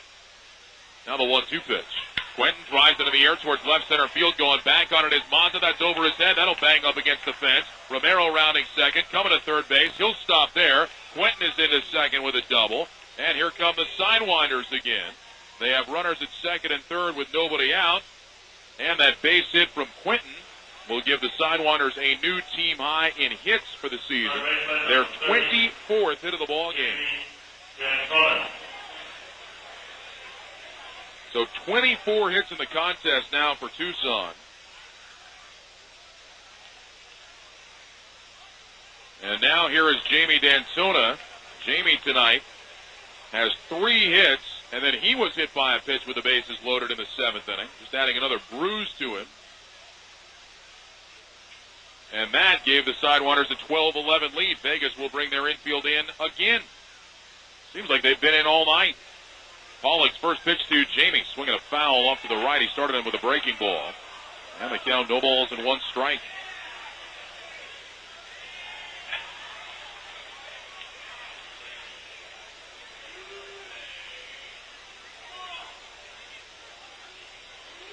Nothing in 1, the count on Jamie D'Antona. Pollock's pitch hit in the air to deep right field. This one is down the line towards the corner. It is a foul ball. Just barely wide of the line. Took 1 bounce up against the fence, but it just had enough slice on it to get outside the line. And the count, no balls and 2 strikes now on D'Antona.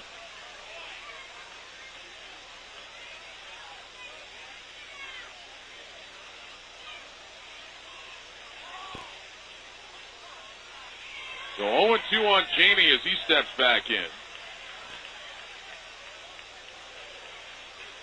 And Pollock's pitch inside, moving D'Antona off the plate. And the count is now 1 ball and 2 strikes. Now the starting pitchers, have long since departed this game tonight. They obviously will not factor into the decision. Here's Pollock's 1-2. Swing and a miss. Threw him a slider down and away, and D'Antona is out on strikes. First out here in the 8th inning, and that'll bring up Robbie Hammock. Hammock has had a great night. 5 for 5, and he has driven in 5 runs. He can become the first Sidewinder this year to have 6 hits in a ball game here. Pollock out of the stretch, and the right-hander comes set high. He kicks and fires, and Hammock takes down low, and the count 1 ball and no strikes.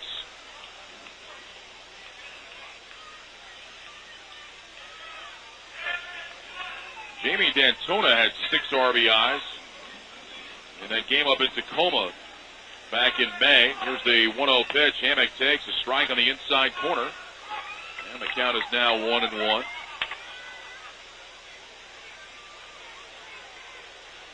Chris Carter had 2 games with 5 or more RBIs. D'Antona had that one with 6. Carlos Quentin and Danny Richard have also done it. 1-1 pitch, swing and a miss. And the count is now 1 ball and 2 strikes. This has been a long ball game here tonight, but it'll all be worth it for the Sidewinders if they can come out on top and win. Sacramento has already won. So the Rivercats have dropped their magic number to 8. Tucson trying to stay 4 games back. Now Pollock's 1-2 pitch to Robbie Hammock, swinging a slow bouncing ball towards third, fielded by McDougal. He bobbles, has no play. Romero scores, and it's now a 17-12 Sidewinder lead.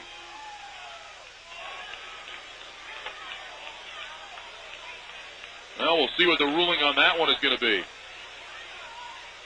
Sounds like a fielder's choice and an RBI, and I believe that is the right ruling on that one. So it will not be a hit for Robbie Hammock, but he will get his 6th RBI of the night. And the Sidewinders back up by 5 at 17-12. And that'll bring up Mark Johnson. Tucson has just tied their high for runs in a game this year. Johnson takes outside, and the count 1 ball and no strikes. It was a slow chopper up the third baseline. McDougal tried to barehand it and throw to the plate, but he couldn't catch it cleanly. Quentin stayed put at second base on that play. Pollock ready. Here comes the 1-0 to Mark Johnson. And that's taken for a strike on the outside corner. And the count is now 1-1. So Dwayne Pollock allows a run. The only 51's pitcher that has not given up a run tonight was Rick Bauer. Every Sidewinders pitcher has given up at least 1 run. 1 ball, 1 strike on Mark Johnson. Pollock ready to go. Check second base. Here comes the pitch. Swinging a ground ball towards first. Backing up is Lindsey. Fields the hop. Looks at second. Has no play there, so he'll just go step on first. Johnson has retired 3 unassisted. That's the second out of the inning. Quentin goes to third. And Hammock will go to second. And with 2 down in the inning now, that'll bring up Ronnie Merrill, who launched a 2-run double high off the wall in right center field as part of that 7-run 7th inning for his first Tucson RBIs.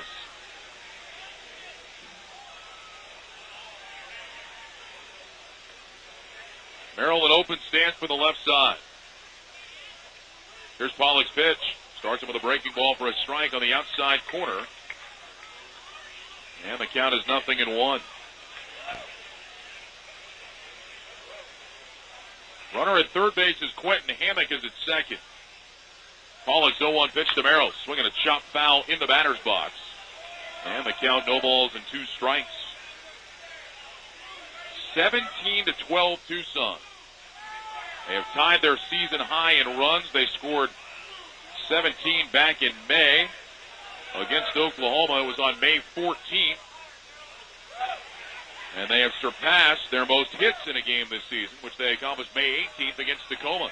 Here's the 0-2 to Ronnie Merrill. Swinging a little tapper out in front of the plate. Out towards the mound now. Picked up by Pollock. Throws on to first. And that'll end the inning. Sidewinders get a run on 2 hits. No errors. They leave 2. We'll go to the bottom of the 8th at 17-12 Tucson. Luis Mazza, Chad Muller in the pitcher's spot. Coming up against Emiliano Fruto, who is back out for his 2nd inning of work. Fruto came on in the 7th inning. He struck out Chu Freeman to open the frame, but then gave up a double to Valdez, a single to Hu, and an RBI base hit to Young before striking out Lindsey and getting McDougal to line out to third. Here's the first pitch to Luis Mazza, and he misses low and inside. The count 1 ball and no strikes. Sidewinders would like Fruto to give him 1 more here and then probably go to Figueroa. Here's the 1-0 pitch. Swinging a high fly ball into right center field and well struck. Quentin Romero going back, looking up, and it is off the fence. Bounding back to Quentin, who barehands it and fires it back in. And Luis Mazza has a leadoff double here in the 8th inning, his 2nd double of the ball game. The pitcher number 61. So Mazza in at second base. 4th hit that Fruto has given up. And now here is Chad Muller. By the way, just in case you're wondering, the longest game the Sidewinders have played this season in terms of time was 3 hours and 54 minutes. That was back on April 24th against Fresno. That was a 14-inning game. The longest 9-inning game they played, 3:45. Fruto's first pitch to Chad Muller. Fastball strike on the inside corner 0-1. So we've got a chance to get to both of those numbers here tonight. 104 degrees at first pitch. We said earlier, it's hot, the wind's blowing out, we could be here a while. 0-1 delivery inside, and the count is now 1-1. We have been here a while tonight. Just a crazy game. Back and forth all night long. And through the first 5 innings, the scoreboard, in terms of runs, mirrored, perfectly mirrored. Here's the 1-1 pitch. Low, 2-1. In case you're just by chance tuning in, Tucson with 3 in the first. Vegas got 3 in the first. Tucson 1 in the third. Vegas 1 in the third. Tucson 4 in the fourth. Vegas 4 in the fourth. Tucson 1 in the fifth. Vegas 1 in their half of the fifth. 2 balls, 1 strike to count. And Fruto's pitch inside, and the count is now 3-1. Vegas finally got 2 in the 6th inning after Tucson did not score in the top of the 6th to take their first lead, but the Sidewinder storm back with 7 in the 7th. Vegas 1 in the bottom of the 7th, Tucson 1 in the 8th, a 17-12 Sidewinder lead. Fruto, the high set. Here's his 3-1 delivery to Moeller, and that's outside, ball 4. So the first 2 men have reached for the 51. Fruto issues his first walk.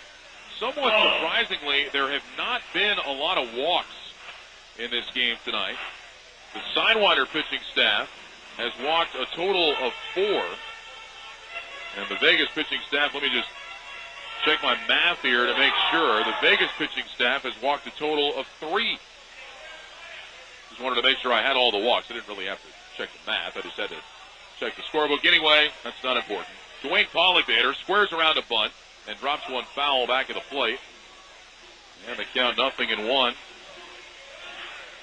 Lorenzo Bundy made a double switch in that top of the 7th inning, which put the pitcher spot at 8th in the order. So Pollock hitting for himself now here in the bottom of the 8th. First and second, nobody out, just trying to advance the runners. Hugh Freeman is on deck. He was the first man that faced Fruto when Emiliano came on in the 7th inning. Fruto has the sign. Pollock squared around the pitch. Pollock bunts foul back at the plate. That caught a piece of the shin guard of Mark Johnson. And the count, no balls, 2 strikes. I think it also caught Jeff Nelson, the home plate umpire. And Mark Johnson checked to make sure that he was okay. Bill Hahn, who is one of the major league umpires on rehab, has left the field. We've got a 3-man crew now. Apparently Hahn had it up. Here's Fruto's 0-2 pitch to Pollock. Up and in. It goes off his bat. Foul. That's a strikeout. A high and tight fastball, and Pollock probably just thankful that didn't hit him in the face. Instead it went off his bat, and Fruto gets the K. That's his 3rd strikeout. First down of the inning, and that'll bring up Hugh Freeman, who struck out on a nasty split finger pitch from Fruto. Leading off in the 7th inning. Runners at first and second, 17-12 Tucson. Fruto deals, bouncing ball to short, could be 2. Merrill banks up for the second up, throws the second one. On to first, Hammock stretches down a double play, and that'll end the inning. 6-4-3, and the Sidewinders now will come to bat in the 9th inning, still with a 5-run lead intact. In the 8th, no runs, a hit, no errors, 1 man left. We'll go to the 9th, 17-12 Tucson. Dana Evelyn pinch hit in the 7th inning. He doubled and scored a run. And now Murphy coming up. So the pitchers are 3 for 4 tonight. Dwayne Pollock deals to Bill Murphy, and he misses down low, and the count 1 ball and no strikes.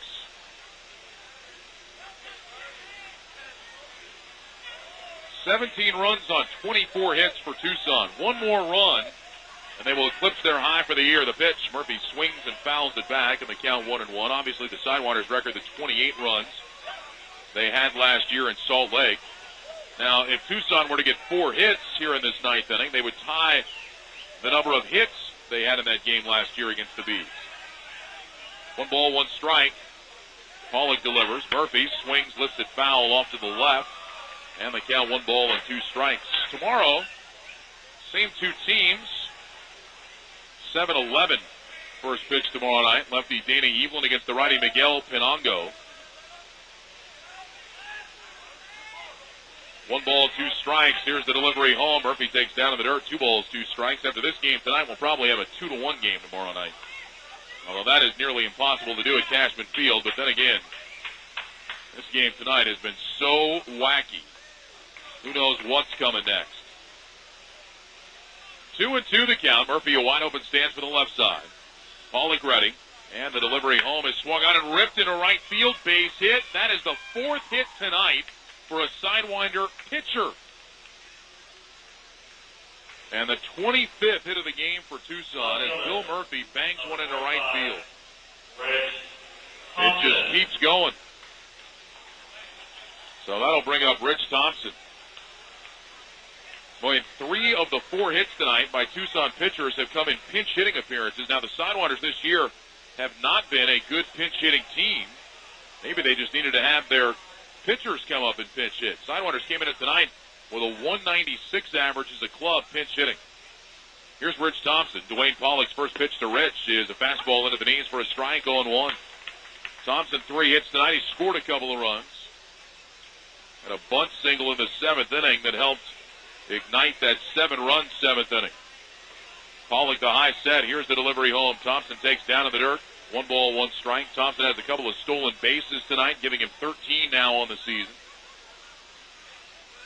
Stay tuned. Coming up after the game, we'll have a scoreboard for you. We'll also recap this one the best we can. That may take a while. And we'll have some highlights for you, all coming up on the postgame show. Plus, we'll have our Arizona Daily star player of the game. Pollock ready. Here's the 1-1 pitch. Thompson takes low and inside, and the count is now 2-1. Nobody throwing down to the Vegas bullpen. Pollock will just try and finish this thing up. Murphy not being held on by Lindsay at first base. He's playing back behind him. And now Pollock's pitch on the way, and Thompson swings, and it's a bouncing ball foul wide of the bag at first. Joe Youngblood tried for another one with his hat and missed it. And he'll get some abuse from some of the fans that have stuck around here tonight. Most of the crowd is cleared out here at Cashman Field on this Thirsty Thursday. I wonder what time they cut off the dollar beer tonight. If they did it back in the 5th inning, there was probably some angry people.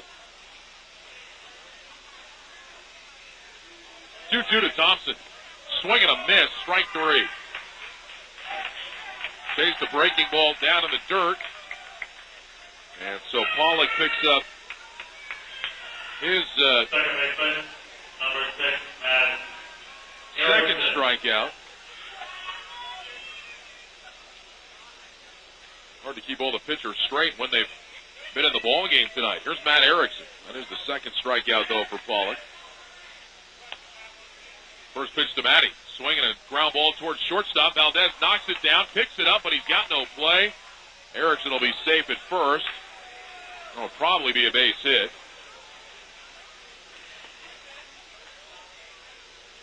It was a ground ball up the middle. And Valdez reaching far out to his left. He's got his hand on it. Or his glove on it. Excuse me, but could not hold on. And they've actually charged Valdez with an error. That's the first error of the game tonight on either side. So here is Alex Romero. Oh, check it. They've given him a hit. Pollock's first pitch to Romero is in there for a called strike. And the count is 0-1. That is a base hit. I apologize. So Erickson gets the 26th hit of the night for Tucson. And Romero now awaiting the 0-1 pitch from Dwayne Pollock. And here it is, swinging a ground ball sharply into third, picked up by McDougal, throws the second one. On to first, a double play. Vegas goes 5-4-3 around the horn, and for just the 3rd time tonight, Tucson is kept off the scoreboard. No runs, 2 hits, no errors, 1 man left. We'll go to the bottom of the 9th. Tucson needs 3 outs to win it. It is 17-12.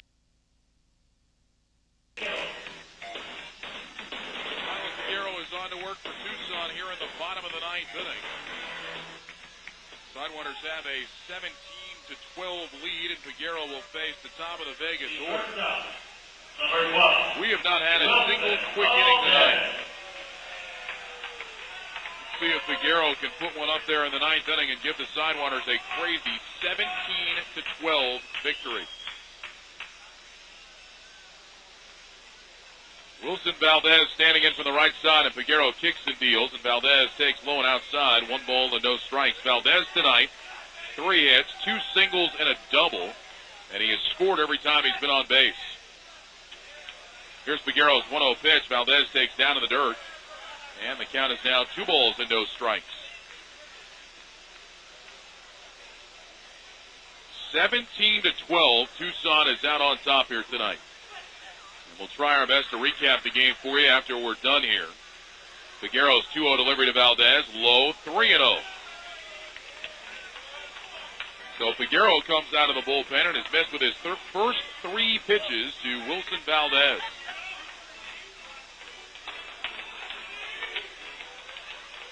Now Figueroa ready, and the right-hander's 3-0 pitch. And that is a strike into the knees on the inside corner. Very borderline pitch, but it goes the way of Figueroa, and it's now 3-1. Here's the next one. Missed outside, ball 4, a leadoff walk. If there were tape of this game tonight, and there's not, but if there were tape of this game, Mike Parrott would probably want to burn it immediately following the ball game. Lorenzo Bundy and Ken Howell would probably do the same on the Vegas side of things. It has not been a night for pitching. Figueroa facing Shinlong Hu now. The pitch, slider, strike on the outside corner, 0-1. Hu at times tonight has been susceptible to good sliders. And if that in fact is the case, then he would be very susceptible to Figueroa, whose slider is outstanding. 0-1 the count, and Figueroa's delivery. Slider down to the dirt, and the count is now 1-1 strike.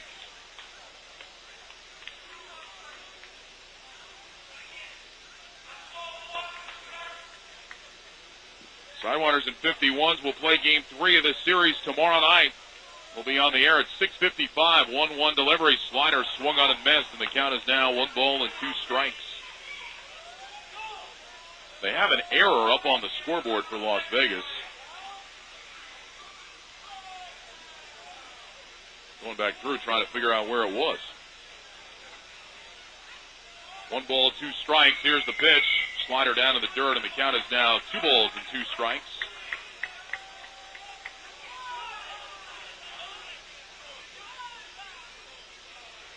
Middle infield looking for 2. Romero at center field is shifted around into right center. Figueroa ready.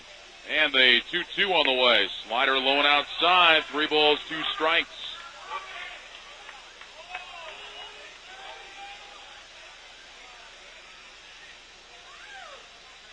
Three and 2 the count. And Figueroa's pitch. Slider chopped slowly towards short. Merrill waits, has the second up, has to throw to first, and it's not in time. Who beat it out?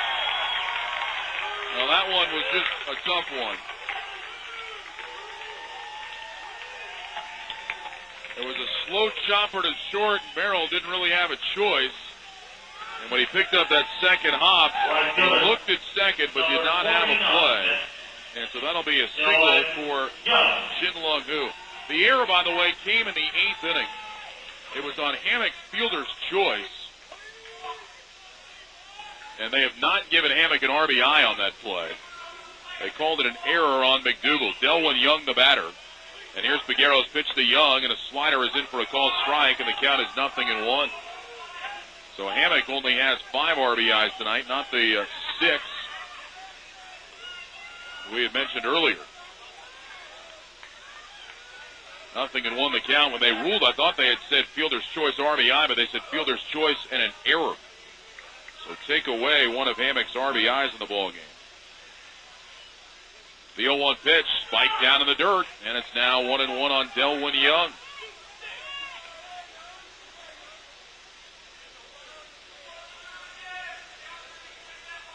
One ball, 1 strike on Young, and now Mike Parrott will ask for time and make his way to the mound. Well, while Bird does that, let's get you an update on the scoreboard from around the Pacific Coast League tonight. Everything else in the league, as you might imagine, is done. Tacoma beat Portland 8-4. Sacramento over Fresno 3-2.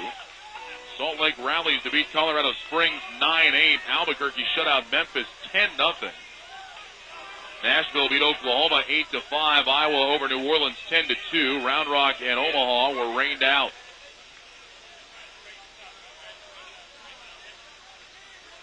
So Bird jogs back to the dugout. Goes right by Lorenzo Bundy. Those two, of course, worked together last year. Lowe is the hitting coach in Tucson, and Bird serving in his current role as the pitching coach. 1 ball, 1 strike on Delwyn Young, and Figueroa ready to go to work. Here comes the pitch. Swing and a miss. It's a fastball that was down around Delwyn Young's ankles, and he cut through it 1-2. In that Salt Lake, Colorado Springs game, Ryan Spire did take the loss again tonight. Back-to-back nights, he has blown the save and taken the loss. Here's the 1-2 pitch. Swinging a ground ball foul up the first base side.